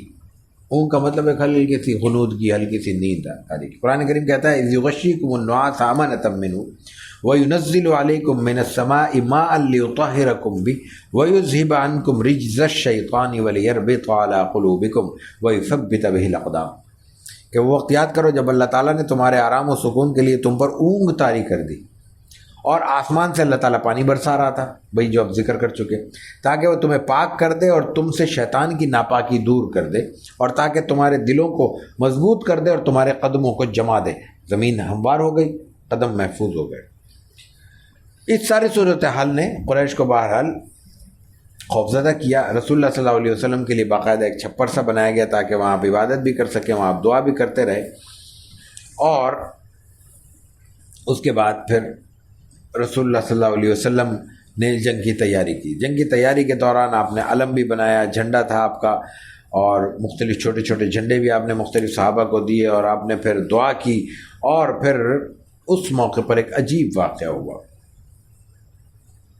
آپ صف درست کر رہے تھے، صفیں سیدھی کرنے پر آپ نماز میں بھی اہتمام فرماتے تھے، جہاد میں بھی اہتمام فرماتے تھے۔ صف سیدھی کرتے ہوئے آپ کے ہاتھ میں ایک نیزہ تھا، وہ ہلکا سا اشارہ کرتے تھے، تو تم پیچھے کسی کا سینہ باہر نکلا ہوا ہے، کسی کے پیر اندر ہے، تو ان کو ترتیب سے لا رہے تھے۔ تو ایک صحابی تھے حضرت سواد، ان کو ہلکا سا آپ نے لگایا، وہ لگ گیا یا نہیں لگا، انہوں نے یہ ظاہر کیا کہ مجھے آپ نے یہ لگایا ہے، ہلکا سا چوکا دیا، ہلکا سا ٹکرایا۔ انہیں تفریح سوجی، انہوں نے کہا کہ یا رسول اللہ صلی اللہ علیہ وسلم، آپ نے مجھے تکلیف پہنچائی، اب میں تو بدلہ لوں گا۔ اس جنگ کی کیفیت میں سپہ سالار کی، نبی کی حیثیت، آپ کا جو مقام مرتبہ وہ اپنی جگہ چھوڑ دیجئے، سپہ سالار کی حیثیت سے جنگ کے لیے تیار ہیں، دشمن سامنے موجود ہے، آپ نے فوراً اپنا کپڑا چادر ہٹا دی کہ لو تم بھی بدلہ لے لو، فوراً آپ نے کہا۔ وہ تو اپنے اظہار محبت کرنا چاہتے تھے، ظاہر وہ صحابی تھے، وہ تو عام آدمی کے لیے ذہن میں ویسی کوئی بات نہیں آ سکتی۔ وہ حضور صلی اللہ علیہ وسلم سے لپٹ گئے، اور انہوں نے کہا کہ مجھے نہیں پتا کہ میری اب اس موقع پہ بچوں گا یا شہادت ہوگی، تو میں چاہتا تھا کہ آخری مرحلہ ہے، آپ کے جسم سے اپنے جسم کو مس کر لوں، اس لیے میں نے یہ گستاخی کی ہے، میں معافی چاہتا ہوں۔ بہرکیف اس کے بعد آپ علیہ الصلوۃ والتسلیم نے عام ہدایات دی ہیں، خطبہ دیا ہے، تقریر فرمائی ہے، اور پھر لڑائی کا آغاز ہوا ہے۔ لڑائی کے آغاز میں ایک عجیب بات ہوئی ہے۔ لڑائی کے آغاز کا طریقہ ان کا یہ تھا کہ دو بدو لڑائی ہونے سے پہلے مبارزت طلب کی جاتی تھی۔ مبارزت طلب کرنے کا مطلب یہ ہوتا ہے کہ ایک ایک آدمی آ کے مقابلہ کرے، ایک دشمن کا مقابلہ ادھر سے، ایک فریق ادھر سے، اور وہ آ کے تلواروں سے مقابلہ کریں گے۔ تو کفار کی طرف سے عتبہ بن ربیعہ، شیبہ بن ربیعہ اور ولید، عتبہ خود اپنے بھائی اور بیٹے کے ساتھ باہر نکلا، بڑا سردار ہے، اور اس نے کہا کہ میرے مقابلے میں آؤ۔ مسلمانوں کی طرف سے عبداللہ بن رواحہ اور عوف اور معوذ یہ نکلے، تینوں کے تینوں انصاری تھے۔ اس سے پہلے جتنی لڑائیاں ہوئی تھی کوئی انصاری نہیں تھا، رسول اللہ صلی اللہ علیہ وسلم نے مقابلے میں کسی کو آنے نہیں دیا تھا۔ یہ مسئلہ ایسا تھا کہ وقت نہیں تھا، تو جو میسر آیا سب کو لے لیا۔ ان میں انصاری دائرے کے مدینے کے قریب انصاری زیادہ تھے، وہ آ گئے، تو وہ انصاری صحابہ خود آگے نکلے مبارزت کا جواب دینے کے لیے۔ عتبہ، اب دیکھیں قریش مکہ کا ذہن اور ان کے اندر موجود کبر، دماغ کے اندر جو ان کا تکبر بھرا ہوا تھا، انہوں نے کہا کہ تم کون ہو؟ کہ فلاں۔ اچھا کہاں سے ہو؟ فلاں قبیلے سے۔ نہیں، ہمارے مقابلے کے لوگ بھیجو، تم سے نہیں لڑنا ہم تم سے تھوڑی آئے لڑنا ہے، ہم تو اپنے ان لوگوں سے آئے لڑنا ہے، ہمارے مقابلے کا بندہ بھیجو۔ تو رسول اللہ صلی اللہ علیہ وسلم نے اس وقت اپنے خاندان کے لوگ کھڑے کیے، کسی اور کو نہیں کھڑا کیا۔ عبیدہ بن حارث کھڑے ہو جاؤ، حمزہ کھڑے ہو جاؤ، علی کھڑے ہو جاؤ۔ حضرت علی، حضرت حمزہ، عبیدہ بن حارث تینوں آپ کے خاندان کے قریبی ترین فرد ہیں، بنی ہاشم کے تینوں فرد ہیں۔ اور پھر انہوں نے مقابلہ کیا ہے، اور اس میں تھوڑا سا زخمی ہوئے ایک صحابی، لیکن اس کے بعد ان تینوں کو مقابلے میں مار دیا۔ عبیدہ زخمی ہوئے، باقی دونوں حضرات نے اپنے مقابل کو مار دیا تھا۔ جب یہ زخمی ہوئے تو حضرت علی نے ان کے بھی مقابل کو مار کے ختم کر دیا۔ بارہ لڑائی ہوئی ہے اور فرشتوں کی مدد آئی ہے، اور اللہ تعالیٰ نے کرم کیا ہے، اور اللہ تعالیٰ کی ترغیب، اللہ تعالیٰ کی اسکیم بھی یہی تھی۔ اس موقع پر آپ علیہ الصلوۃ والتسلیم نے ایک مٹھی خاک کی پھینکی ہے، مٹی کی، تو قرآن کہتا ہے کہ وما رمیت، ابھی پہلے عرض کیا تھا، وما رمیت اذ رمیت ولکن اللہ رما، یہ آپ نے جو بھیجا ہے پھینکے، آپ نے نہیں پھینکی۔ وما رمیت اذ رمیت، یہ جو آپ نے نہیں پھینکا، جب آپ نے پھینکا، تو جو آپ نے پھینکا تو آپ نہیں ہے، لیکن آپ نے نہیں پھینکا، ولکن اللہ رما، اللہ نے پھینکا ہی ہے۔ تو اللہ نے جو مٹی پھینکی ہے اس کو کیسے ممکن ہے کہ وہ پھر کسی کافر کے ہاتھ میں نہ جائے، منہ آنکھ میں نہ جائے؟ ہر شخص کی آنکھوں میں گئی ہے، اور ایک وقت تھوڑی وقت کے لیے ان کی آنکھیں دھندلا گئی ہیں۔ بہرکیف مقابلہ ہوا ہے، اور 70 کافر مارے گئے ہیں، ابو جہل جیسے بڑے بڑے لوگ، اور اس کے بعد 70 کے قریب قید ہوئے ہیں۔ اور پھر رسول اللہ صلی اللہ علیہ وسلم نے بعد میں پھر جنگ کے خاتمے کا اعلان کیا ہے، اور اس کے بعد پھر دیکھیے مدینے میں خوشیاں منائی جا رہی ہیں، مکے میں صف ماتم بچھی ہے، لیکن رسول اللہ صلی اللہ علیہ وسلم نے ساری لاشوں کو گھسیٹ کے کنویں میں ڈلوایا ہے۔ گھسیٹنے کا مطلب اسٹریچر تو نہیں تھا وہاں پہ کہ ان کو بڑے احترام سے ان پہ لٹایا جائے گا اور پھر جا کے پھینکا جائے گا۔ تصور یہ کیجئے کہ وہ آبادی کا حصہ نہیں تھا، وہاں پہ انسانی آبادی موجود نہیں تھی، وہ راستے کا ایک کنواں تھا، بدر کنویں کا نام ہے، آج بھی کنویں ہی ہے، پانی آج بھی اس کا جاری ہے، لوگ جاتے بھی ہیں وہاں پہ، مسجد بھی بن گئی ہے وہ زمانے سے۔ تو وہاں پہ اس سے کوئی فرق نہیں پڑتا کہ 100 لاشیں، 50 لاشیں، 60 لاشیں، 70 لاشیں پڑی رہیں، کیا فرق پڑتا ہے؟ گدھ نوچ لیں، چیلیں نوچ لیں، جانور کھا لیں، چونٹیاں کھا لیں، کیا فرق پڑتا ہے؟ کافر ہونے کے باوجود رسول اللہ صلی اللہ علیہ وسلم نے ان لاشوں کو اندر پھینکوایا ہے، پھر ان میں کچھ لاشیں سڑ گئی تھی، پھٹنے کے قریب تھی، اس قابل نہیں تھی کہ ان کو گھسیٹ کے کنویں میں ڈالا جا سکے، تو آپ نے اسی پر وہیں پتھر رکھوا دیے، یعنی پھر بھی ان کے احترام کا آخری درجہ بھی آپ نے اہتمام کرنے کی کوشش کی ہے۔ اس کے بعد آپ علیہ الصلوۃ والتسلیم نے مال غنیمت تقسیم کیا ہے، اور جیسے میں نے عرض کیا کہ اس میں حضرت عثمان کو اور کچھ اور حضرات کو بھی حصہ دیا ہے جن کو آپ نے کوئی ذمہ داری دی تھی۔ ابو لبابہ کو مدینے کا نائب بنایا تھا، مدینے میں اپنا، ان کو بھی دیا تھا۔ عاصم بن عدی کو آپ نے کیا تھا، حارث بن حاتب کو آپ نے بنو عمر کی طرف روانہ کیا تھا، کوئی اطلاع ملی تھی تو آپ نے کہا ذرا دیکھو کہیں وہاں تو کوئی مسئلہ نہیں پیش آ رہا، لیکن چونکہ وہ آپ کی طرف سے گئے تھے ان کو بھی دیا۔ ایسے مختلف حضرات کو آپ نے مختلف حوالوں سے مال غنیمت میں شریک کیا ہے۔ جنگ کا مطلب صرف محاذ پہ لڑنے والے نہیں ہوتے، اس محاذ پہ لڑنے والوں کی پشت پناہی کرنے والے یا بیک پر رہ کر ان کو سپورٹ کرنے والے یا کسی اور ذمہ داری کو انجام دینے والے بھی اسی طرح اسی احترام کے مستحق ہوتے ہیں۔ ہم صرف فرنٹ لائن کے لوگوں کو سمجھتے ہیں، باقی لوگوں کو کوئی حیثیت دینے کو تیار نہیں ہوتے۔ ایک بات دوسری بات، اس موقع پر قید ہوئے ہیں 70 افراد، ان قیدیوں کو پورا انسانی احترام دیا گیا ہے، اور آپ علیہ الصلوۃ والتسلیم نے، جیل تو تھا نہیں، صحابہ کرام کو ذمہ داری کی کہ 2 افراد تم لے جاؤ، 1 فرد تم لے جاؤ، اپنے گھروں میں ٹھہراؤ. انہوں نے اپنے گھروں میں ٹھہرایا اور کہا کہ ان کے ساتھ حسن سلوک کرنا.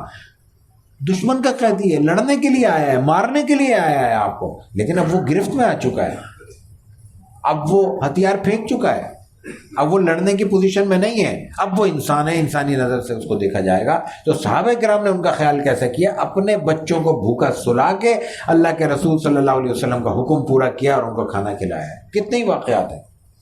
پھر اور دیکھیے، حالات بار بار ہم کہہ رہے ہیں کہ نازک ہے. اس وقت مسلمانوں کے پاس وسائل نہیں ہے. 1 سال 1.5 سال پہلے تو مدینے سے نکلے ہیں بے سر و سامانی کے عالم میں، کہاں کاروبار جمع ہے، کہاں گھر کا بار کا انتظام ہوا ہے، کوئی بھی چیز میسر نہیں ہے. اس کیفیت میں رسول اللہ صلی اللہ علیہ وسلم نے کہا کہ بھئی جو قیدی ہیں ان سے مشورہ ہوا صحابہ کرام سے، اور فیصلہ ہوا کہ ان کو فدیہ لے کے چھوڑ دیا جائے، پیسے دے دیں، تھوڑے سے پیسے بھی کوئی لاکھوں میں نہیں. لیکن کچھ نے کہا کہ ہمارے پاس تو دینے کو کچھ بھی نہیں ہے. یاد رکھنے کی بات ہے کہ مدینے میں اس وقت دیت کا تصور تھا. دیت کا تصور کے لیے عاقلہ کا تصور ہوتا ہے، یعنی برادری بیس سسٹم تھا. برادری میں یہ ہوتا ہے کہ ایک شخص اگر ذمہ دار کسی مجرم کسی حادثے کا شکار ہو جائے تو اس کو برادری سپورٹ کرتی ہے، مالی طور پہ قوم سپورٹ کرتی ہے، قبیلہ سپورٹ کرتا ہے. اس کیفیت میں آپ علیہ الصلوۃ والتسلیم اگر اس پہ اسٹینڈ لے لیتے ہیں، کہتے ہیں کہ نہیں ہمیں ہر صورت میں پیسے درکار ہیں، تو یہ کیسے ممکن تھا کہ اپنے بندے کی جان بچانے کے لیے مکے والے پیسے نہیں دیں گے؟ آپ علیہ الصلوۃ والتسلیم نے کوئی بات نہیں کی، بلکہ کیا فیصلہ کیا؟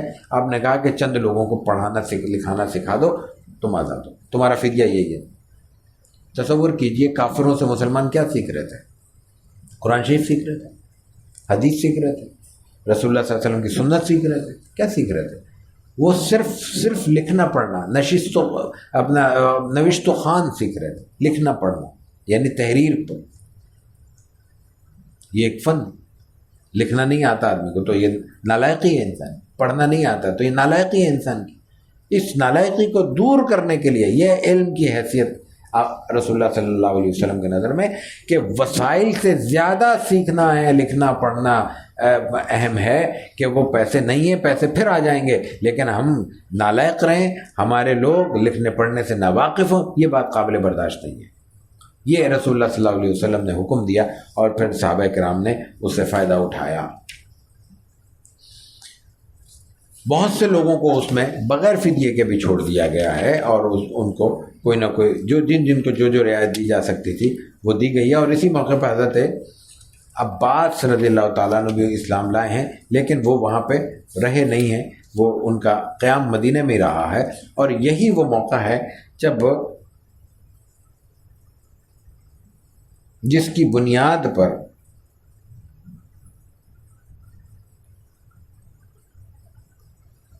رسول اللہ صلی اللہ علیہ وسلم نے عبداللہ ابن ابی کے ساتھ خیر کا سلوک کیا تھا.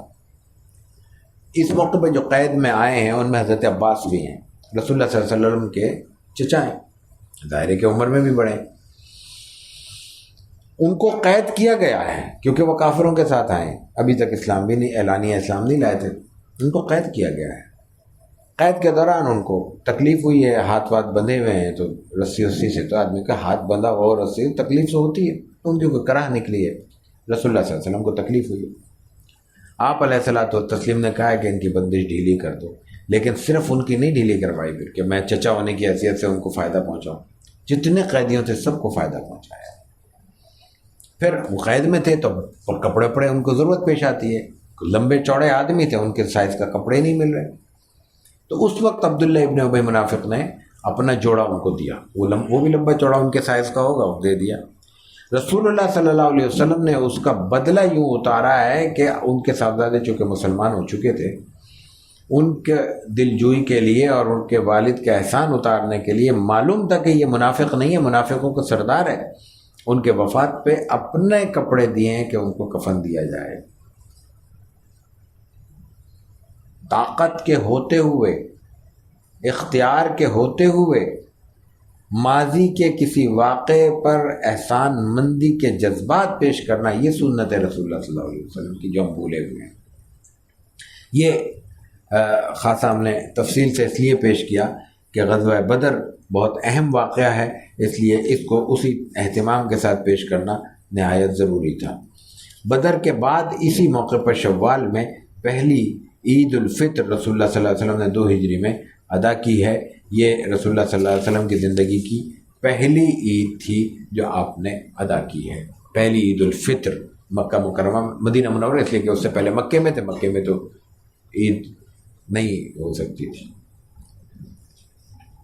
اس کے بعد اہم ترین غزوہ بدر ہے، غزوہ احد ہے۔ یہ 11 محرم 4 ہجری قمری کو پیش آیا ہے اور 3 شوال 3 ہجری شمسی کہلاتا ہے۔ فرق اتنا ہے، یہ عام طور پہ چوتھے میں ہی ہوا ہے، ظاہر کے واقعات میں اس وقت جو تقویم چل رہی تھی تو ہجری قمری شمسی چل رہی تھی، تو اس کو اسی اعتبار سے دیکھا جائے گا۔ باہر کے اس کی تفصیلات میں بہت زیادہ جانے کا وقت نہیں ہے۔ یہ جو قافلہ واپس گیا ہے بچ کے مسلمانوں سے، ابو سفیان بن حرب کی صدارت میں، سربراہی میں، سرکردگی میں شام سے آ رہا تھا، اس قافلے کا جو مال تجارت تھا اس کا جتنا منافع تھا وہ انہوں نے محفوظ کر لیا۔ بدر میں جو مسلمانوں کے ہاتھوں انہیں شکست ہوئی وہ ان کے لیے نہایت غیر متوقع تھی، ان کے لیے ممکن نہیں تھا سوچنا کہ ایسا بھی ہو سکتا ہے مسلمان ایسے ماریں گے ہمیں پکڑ کے۔ تو ان کا گھمنڈ تو ختم ہوا، لیکن اس کے نتیجے میں انتقام کی آگ بھی ان میں بھڑک اٹھی۔ اس انتقام سے، جذبہ انتقام سے بھرے ہوئے انہوں نے یہ طے کیا کہ اب مسلمانوں سے مقابلہ کرنا ہے اور ان کی بدلہ لینا ہے۔ اس بدلے کی انہوں نے تیاری شروع کی۔ تیاری 2 جہتی تھی، ایک تو وہ سارا منافع انہوں نے تقسیم کیا کہ اس سے جنگ کی تیاری کی جائے، اسلحہ خریدا جائے، اسلحے کے لیے اپنے آپ کو تیار کیا جائے۔ پھر کچھ لوگ غریب تھے جو وسائل نہیں رکھتے تھے، لڑنے کو تیار نہیں ہو سکتے تھے، لڑنے کے لیے نکلنا مشکل تھا، ان کو دوسرے سرداروں نے کہا ہم خرچہ دیں گے، نکلو، مالی طور پہ ان کو مستحکم کیا۔ اور دوسری اہم چیز یہ ہوئی کہ خواتین نے وہاں پہ لوگوں میں جذبات بھڑکانا شروع کیے، گھروں میں جا جا کے یہ اعلان کرنا شروع کیا، اور جو بھی ان کے طریقہ کار تھے جذبات کو بھڑکانے کے، موٹیویشن کے، کہ بھائی بدلہ لو۔ انتقام عربوں کے مزاج کا حصہ تھا، تو ایک چیز ان کی گھٹی میں پڑی ہوئی تھی، صرف اس کو آگ دکھانے کی، سلگانے کی دیر تھی، وہ آگ سلگ گئی تو گھر گھر مکے کا بدلہ لینے کے لیے بے چین ہو گیا۔ اس کیفیت میں 3000 افراد مکے کے لیے نکلے ہیں، جس میں 700 زرہ پوش تھے، 200 گھوڑے اور 3000 اونٹ تھے۔ عورتیں بھی ساتھ آئی ہیں۔ عورتوں نے کہا کہ ہم ان کو، اگر تم لوگ میدان سے بھاگو گے تو تمہیں غیرت دلائیں گے، تانے مار مار کے تمہیں لڑنے پر آمادہ کریں گے۔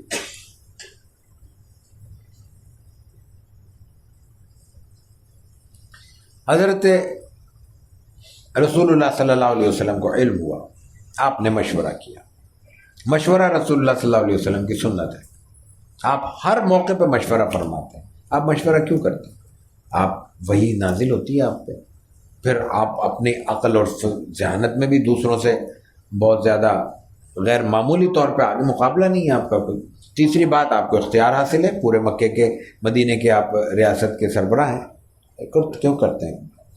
اس لیے کرتے ہیں کہ اس کے نتیجے میں لوگوں میں شراکت کا احساس پیدا ہو۔ حکم دینے سے حکم کی پابندی ہو جائے گی، حکم پر عمل درآمد ہو جائے گا، لیکن لوگوں میں شرکت کا احساس نہیں ہوگا، لوگ فالو کریں گے، فالوورز ہوں گے، آنر نہیں ہوں گے۔ مشورے کے ذریعے میں آنرشپ پیدا ہوتی ہے۔ رسول اللہ صلی اللہ علیہ وسلم نے آنرشپ پیدا کی ہے، لوگوں میں احساس ذمہ داری پیدا کیا ہے، ہمارا کام ہے، ہم نے کرنا ہے، اور ایک ہے کہ نہیں ہمیں کہا گیا ہے کہ یہ کرنا ہے۔ اس میں دونوں میں زمین آسمان کا فرق ہوتا ہے۔ مشورہ ہوا، رسول اللہ صلی اللہ علیہ وسلم کی خواہش تھی کہ مدینے میں رہ کر دفاع کیا جائے، یہ ہمارے لیے آسان ہے، اپنے گھر میں ہے، دشمن باہر سے آیا ہوگا، وہ اجنبی ہوگا، ہم مانوس ہوں گے۔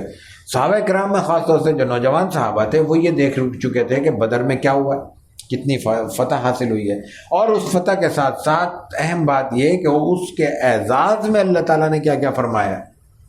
سیرت میں جب لوگوں کو شمار کیا جاتا ہے، صحابہ اکرام کو جب کیٹیگرائز کیا جاتا ہے، السابقون الاولون کی اصطلاح قرآن استعمال کرتا ہے، اس کے مختلف شعبے ہیں۔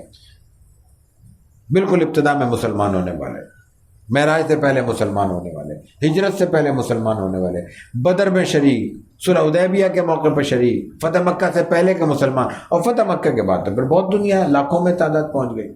تو یہ الگ الگ حصے بن گئے ہیں ان کی صلاحیت کے اعتبار سے، ان کی قربانی کے اعتبار سے۔ تو اس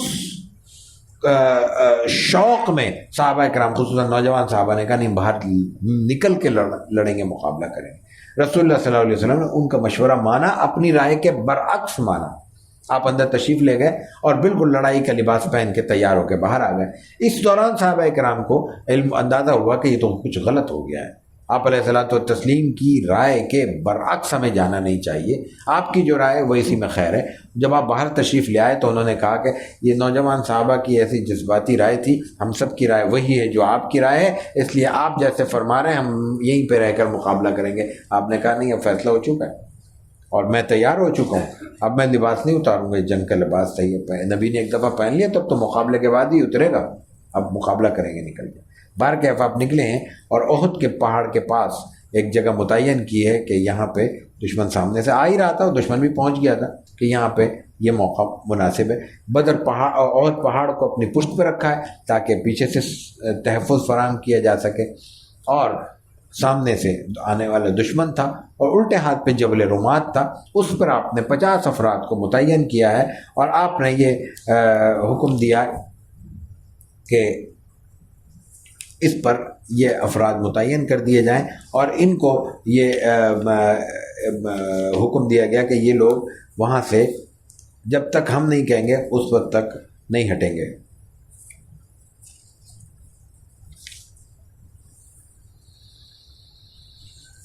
رسول اللہ صلی اللہ علیہ وسلم نے اس موقع پر ان 50 افراد کو وہاں متعین کرنے کے بعد حضرت عبداللہ ابن جبیر کو ان کا امیر بنایا۔ جبل رمات کہتے ہیں اسی لیے کہ رمات کہتے ہیں نیزہ بردار، نیزہ مارنے والے، تیر انداز، پھینکنے والا، رمات رمی پھینکنے کو کہتے ہیں، تیر پھینکنے والے۔ تو عبداللہ ابن جبیر کو کہا کہ آپ یہاں پہ متعین ہیں، اس 50 کے دستے کی آپ قیادت کر رہے ہیں، مسلمانوں کو فتح ہو یا شکست ہو، جب تک نیا حکم نہ ملے آپ نے اس پہاڑی سے نہیں اترنا۔ تصور کیجئے رسول اللہ صلی اللہ علیہ وسلم میدان جہاد میں موجود ہیں، آپ کی برکت براہ راست بنفس نفیس موجود ہے، لشکر کون ہے؟ صحابہ کرام کا ہے، جن سے زیادہ مقدس انبیاء کے بعد کوئی جماعت ممکن نہیں ہے۔ اس کے باوجود ایک انسانی غلطی ہوتی ہے، لڑائی کا موقع ہے، لڑنے شروع ہوئے، مسلمانوں نے جب حملہ کیا دشمن پسپا ہو گیا ہے، پیچھے جا رہا ہے، 3000 کا لشکر پیچھے ہٹنے پر مجبور ہو گیا۔ ان میں خالد بن ولید بھی ہیں۔ خالد بن ولید اس وقت تک مسلمان نہیں ہوئے، بعد میں ہوئے۔ خالد بن ولید اپنے وقت کا سب سے بڑا دماغ تھا لڑائی کا، سب سے بڑا دماغ۔ کتنی جنگوں میں انہوں نے تن تنہا عجیب و غریب قسم کے فیصلے کیے اور عجیب و غریب کی طرح سے مسلمانوں کو فائدہ پہنچایا۔ خالد بن ولید موقع کی طاق میں تھے، جب مسلمان آگے بڑھے اور دشمن پیچھے ہٹنے پر مجبور ہوا تو پیچھے ہٹنے کا طریقہ یہی ہوتا ہے کہ انسان بھاگتا ہے تو جوتے بھی چھوڑتا ہے، اسلحہ بھی چھوڑتا ہے، ڈھالیں بھی چھوڑتا ہے، اور جیب میں کوئی چیز ہوگی، کوئی کھجور ہوگی، کوئی ستو ہوگا، کوئی کچھ اور ہوگا، وہ سب چھوڑتا ہوا بھاگے گا پیچھے۔ تو وہ جب ظاہر جگہ خالی ہو گئی تو لوگ جو صحابہ کرام وہاں موجود تو انہوں نے سمیٹنا شروع کر دیا ہوگا کہ بھئی دائیں کر دو بائیں کر دو، جگہ کھل جائے، مال غنیمت سمیٹنا۔ تو اوپر جب پہاڑی پہ انہوں نے 50 نے دیکھا تو انہوں نے کہا جنگ ختم ہو گئی، نیچے اترو۔ عبداللہ ابن جبیر نے کہا کہ نہیں، ہمیں یہ حکم ہے، ہمیں حضور نے یہ حکم دیا ہے صلی اللہ علیہ وسلم کہ ہر صورت میں ہمارے نئے حکم کا انتظار کرنا ہے، خود سے فیصلہ نہیں کرنا۔ انہوں نے غلطی کی، اندازے کی غلطی ہے، وہ اتر گئے تو وہ پہاڑی خالی ہو گئی۔ پہاڑی ایسی تھی کہ وہ مسلمانوں اس کے پیچھے کفار تھے، اس پہاڑی کو خالی کرنے کا مطلب یہ کہ اس کے پیچھے سے مسلمانوں کو گھیرے میں لیا جا سکتا ہے۔ تو خالد بن ولید نے دیکھا کہ یہاں مسلمان نہیں ہے، انہوں نے فوراً چھوٹا سا ایک دستہ لیا اور پیچھے سے آ کے مسلمانوں کو گھیرے میں لے لیا۔ گھیرے میں لینے کا نقصان یہ ہوا کہ مسلمانوں کے پھر جب پیچھے سے حملہ ہوا تو آگے بھی کافر تھے، وہ بھی پلٹ پڑے، پیچھے بھی کافر آ گئے، انہوں نے مارا، مسلمان بیچ میں سینڈوچ بن گئے۔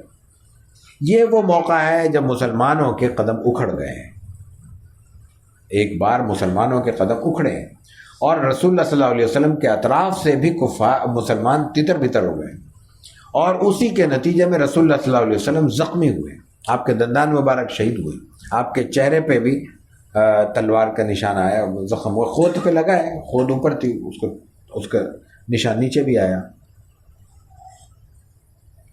لیکن صحابہ کرام نے اس وقت پھر آپ علیہ الصلوۃ والتسلیم نے ان کو آواز دی ہے، اور صحابہ کرام پھر بعد میں پلٹ کے آئے ہیں، اور پھر مسلمانوں نے پلٹنے کے بعد ان کو شکست دی ہے اور ان کو پیچھے ہٹنے پر مجبور کر دیا ہے۔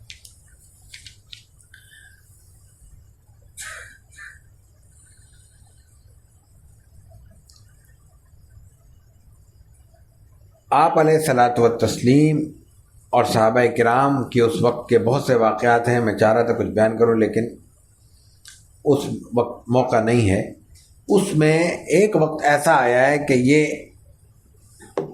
تک اعلان ہو گیا کہ شاید رسول اللہ صلی اللہ علیہ وسلم شہید ہو گئے ہیں، لیکن پھر ظاہر ہے کہ آپ صلی اللہ علیہ وسلم موجود تھے، پھر آپ نے دوبارہ صحابہ کرام کو اکٹھا کیا اور پھر دشمن پہ حملہ کیا، اور حملہ کرنے کے بعد ان کو پیچھے ہٹنے پر مجبور کر دیا۔ عام طور پہ ہم سیرت کے بیان کرتے ہوئے تاریخ میں دیکھتے ہیں کہ یہ کہہ دیا جاتا ہے کہ مسلمانوں کو احد میں شکست ہوئی، کفار باہر سے آئے تھے، مسلمانوں پہ حملہ کرنے آئے تھے، مسلمانوں پہ چڑھنے آئے تھے، وہ آئے اور لڑ کر واپس چلے گئے، مسلمانوں کے لوگ شہید ہوئے ہیں، ان کے بھی مارے گئے، وہ واپس چلے گئے، تو کامیابی کس کی بات کی ہوئی؟ وہ ایک بار آگے بڑھے ہیں لیکن اس کے بعد دوبارہ ان کو پیچھے دھکیلا ہے مسلمانوں نے، تو کامیابی کس کی ہوئی؟ وقتی طور پر جو نقصان ہوا ہے، میں اس کی طرف اشارہ کر رہا تھا کہ رسول اللہ صلی اللہ علیہ وسلم کا ایک حکم آپ کی موجودگی میں نہیں مانا گیا تو اس کا نقصان اٹھانا پڑا۔ ہمارا عمومی مزاج یہ ہے کہ جو حکم ہے اس کو نظر انداز کرتے ہوئے اللہ تعالیٰ سے دعائیں کرتے ہیں اور پھر یہ سوچتے ہیں کہ دعائیں قبول کیوں نہیں ہو رہی۔ تدبیر کا بدل دعا نہیں ہوتی، تدبیر کے ساتھ، تدبیر کرنے کے بعد تدبیر کی کامیابی کے لیے دعا مفید ہوتی ہے۔ رسول اللہ صلی اللہ علیہ وسلم کے پاس ایک صحابی آئے، انہوں نے کہا کہ یہ میرا اونٹ ہے، کیا اس کو میں باندھ کر توکل کروں یا بغیر باندھے چھوڑ دوں، اللہ پر بھروسہ کروں؟ رسول اللہ صلی اللہ علیہ وسلم نے کہا نہیں، باندھو پھر توکل کرو۔ اب آپ دیکھیے اونٹ کا قد دیکھیں، اونٹ کا سائز دیکھیں، اونٹ کی قوت دیکھیں، وہ جو ایک کلی زمین پہ گاڑی جاتی ہے وہ اس کو روکنے کے لیے کافی ہے کیا؟ ایک جھٹکا مارے کلی بھی کہیں، دھاگا رسی بھی کہیں، وہ خود بھی کہیں۔ تو رسول اللہ صلی اللہ علیہ وسلم نے پیغام یہ دیا کہ بھائی ہم یہی کچھ کر سکتے ہیں، اس کے لیے ہر اونٹ کے لیے ایک لوہے کا ایسا غیر معمولی پنجرہ زمین میں نہیں بنایا جا سکتا جس کو وہ اکھاڑنے میں کامیاب نہ ہو۔ ایک ایک اونٹ کے لیے کتنے پنجرے بنائیں، کیسے بنائیں گے؟ ممکن نہیں ہے نا۔ تو ہم یہی کچھ کر سکتے ہیں۔ تو انسانی تدبیر بھی ظاہر ہے کہ اللہ کی اس کائنات میں ایک چھوٹی سی حیثیت رکھتی ہے، جو غیر معمولی حیثیت کی چیز نہیں ہے، لیکن ہم کر یہی کچھ سکتے ہیں، تو وہ تو کرنے کو ہمیں حکم دیا گیا، وہ تو پورا کرنا ہے۔ اور اس کو نظر انداز کر کے ہم کہیں گے نہیں، تدبیریں دشمن کرتا رہے گا، ہم ہمارے لیے دعائیں کرنا کافی ہے، تو پھر ظاہر ہے کہ تدبیر جو کرے گا کامیاب بھی وہی ہوگا۔ یہ سبق ملا ہے ہمیں رسول اللہ صلی اللہ علیہ وسلم کے اس واقعے سے۔ بہرکیف اس موقع پر جو لوگ شہید ہوئے ہیں ان کا بڑا درجہ اللہ تعالیٰ نے بیان کیا ہے، اور وہی وہ موقع ہے جس وقت رسول اللہ صلی اللہ علیہ وسلم کے صحابی حضرت حمزہ کا مصلح کیا گیا ہے۔ حضرت حمزہ اس میں شہید ہوئے ہیں، دوسرے صحابہ بھی شہید ہوئے ہیں، اور پھر بیسر السمانی کے بہت سارے واقعات بیان ہوتے ہیں۔ مصعب ابن عمیر شہید ہوئے ہیں، ان کو کفن دینے لگے ہیں، تو کفن ایسا تھا کہ سر ڈھانپتے تھے تو پیر کھل جاتے تھے، پیر ڈھانپتے تھے تو سر کھل جاتا تھا۔ تو آپ نے کہا کہ ایسا کرو، سر ڈھانپ دو، پیروں کو کھلا رکھو، اور کپڑے سے، اور پیروں کو ڈھانپنے کے لیے اذخر گھاس ہوتی تھی وہ اس پہ پیروں پہ رکھ دو۔ اس کیفیت میں مسلمانوں نے اپنے شہداء کو تدفین کی ہے۔ پھر ان کی نماز جنازہ آپ علیہ الصلوۃ والتسلیم نے پڑھائی ہے، اور اس میں خاص طور سے رسول اللہ صلی اللہ علیہ وسلم نے حضرت حمزہ کی شہادت کا اثر قبول کیا ہے۔ ایک روایت کے مطابق جب آپ شہداء کی جنازے پڑھا رہے تھے، الگ الگ جنازے آ رہے تھے، تو حضرت حمزہ کا جنازہ وہیں رکھا رہتا تھا اور اس کے بعد دوسرے جنازے ہٹتے رہتے تھے، اس لیے کہ رسول اللہ صلی اللہ علیہ وسلم، ہم پہلے عرض کر چکے ہیں، حضرت حمزہ سے آپ کا رشتہ کئی گہرا تھا۔ پھر جس وقت انہوں نے مدد کی تھی، جس وقت وہ کلمہ پڑھ کے مسلمان ہوئے تھے، وہ کیفیت ایسی تھی کہ اس وقت مسلمانوں کو آپ کے سپورٹ کی ضرورت تھی۔ اور پھر تیسری بات، انتہائی مظلومانہ شہادت تھی آپ کی۔ ظاہر ہے کہ وہ لڑنے کے لیے نکلے تھے اور حالت روزے میں تھے، روزے کی حالت میں وہ شہید ہوئے ہیں، اور پھر شہید نہیں ہوئے، ان کے بعد ان کے جسم کے ساتھ ان کی شہادت کے بعد انتہائی غیر انسانی سلوک کیا گیا اور ان کا مسلح کیا گیا۔ بہرکیف یہ غزوہ احد ہے جس میں رسول اللہ صلی اللہ علیہ وسلم نے مسلمانوں کی طرف سے یہ ظاہر ہے کہ جنگ مسلط ہوئی، مسلمانوں کی طرف سے مقابلہ کیا آپ علیہ الصلوۃ والتسلیم نے، یا آپ کی سربراہی میں مسلمان لڑے اور کفار کو پیچھے ہٹنے پر مجبور کیا ہے۔ یہی ہم اس نشست کا اختتام کرتے ہیں اور انشاءاللہ کوشش کرتے ہیں کہ 20-25 منٹ میں آخری نشست شروع کریں، کیونکہ بہت ساری چیزیں ہیں، ہم چاہیں گے کہ زیادہ سے زیادہ وقت ہم اس کو دے سکیں۔ چائے تیار ہے، چائے نوش فرمائیے، اس دوران وضو کر لیجیے تاکہ وضو کے فوری بعد ہم نماز پڑھ سکیں اور اس درس کو وہیں سے شروع کر سکیں جہاں ہم اس کو اس وقت موقوف کر رہے ہیں۔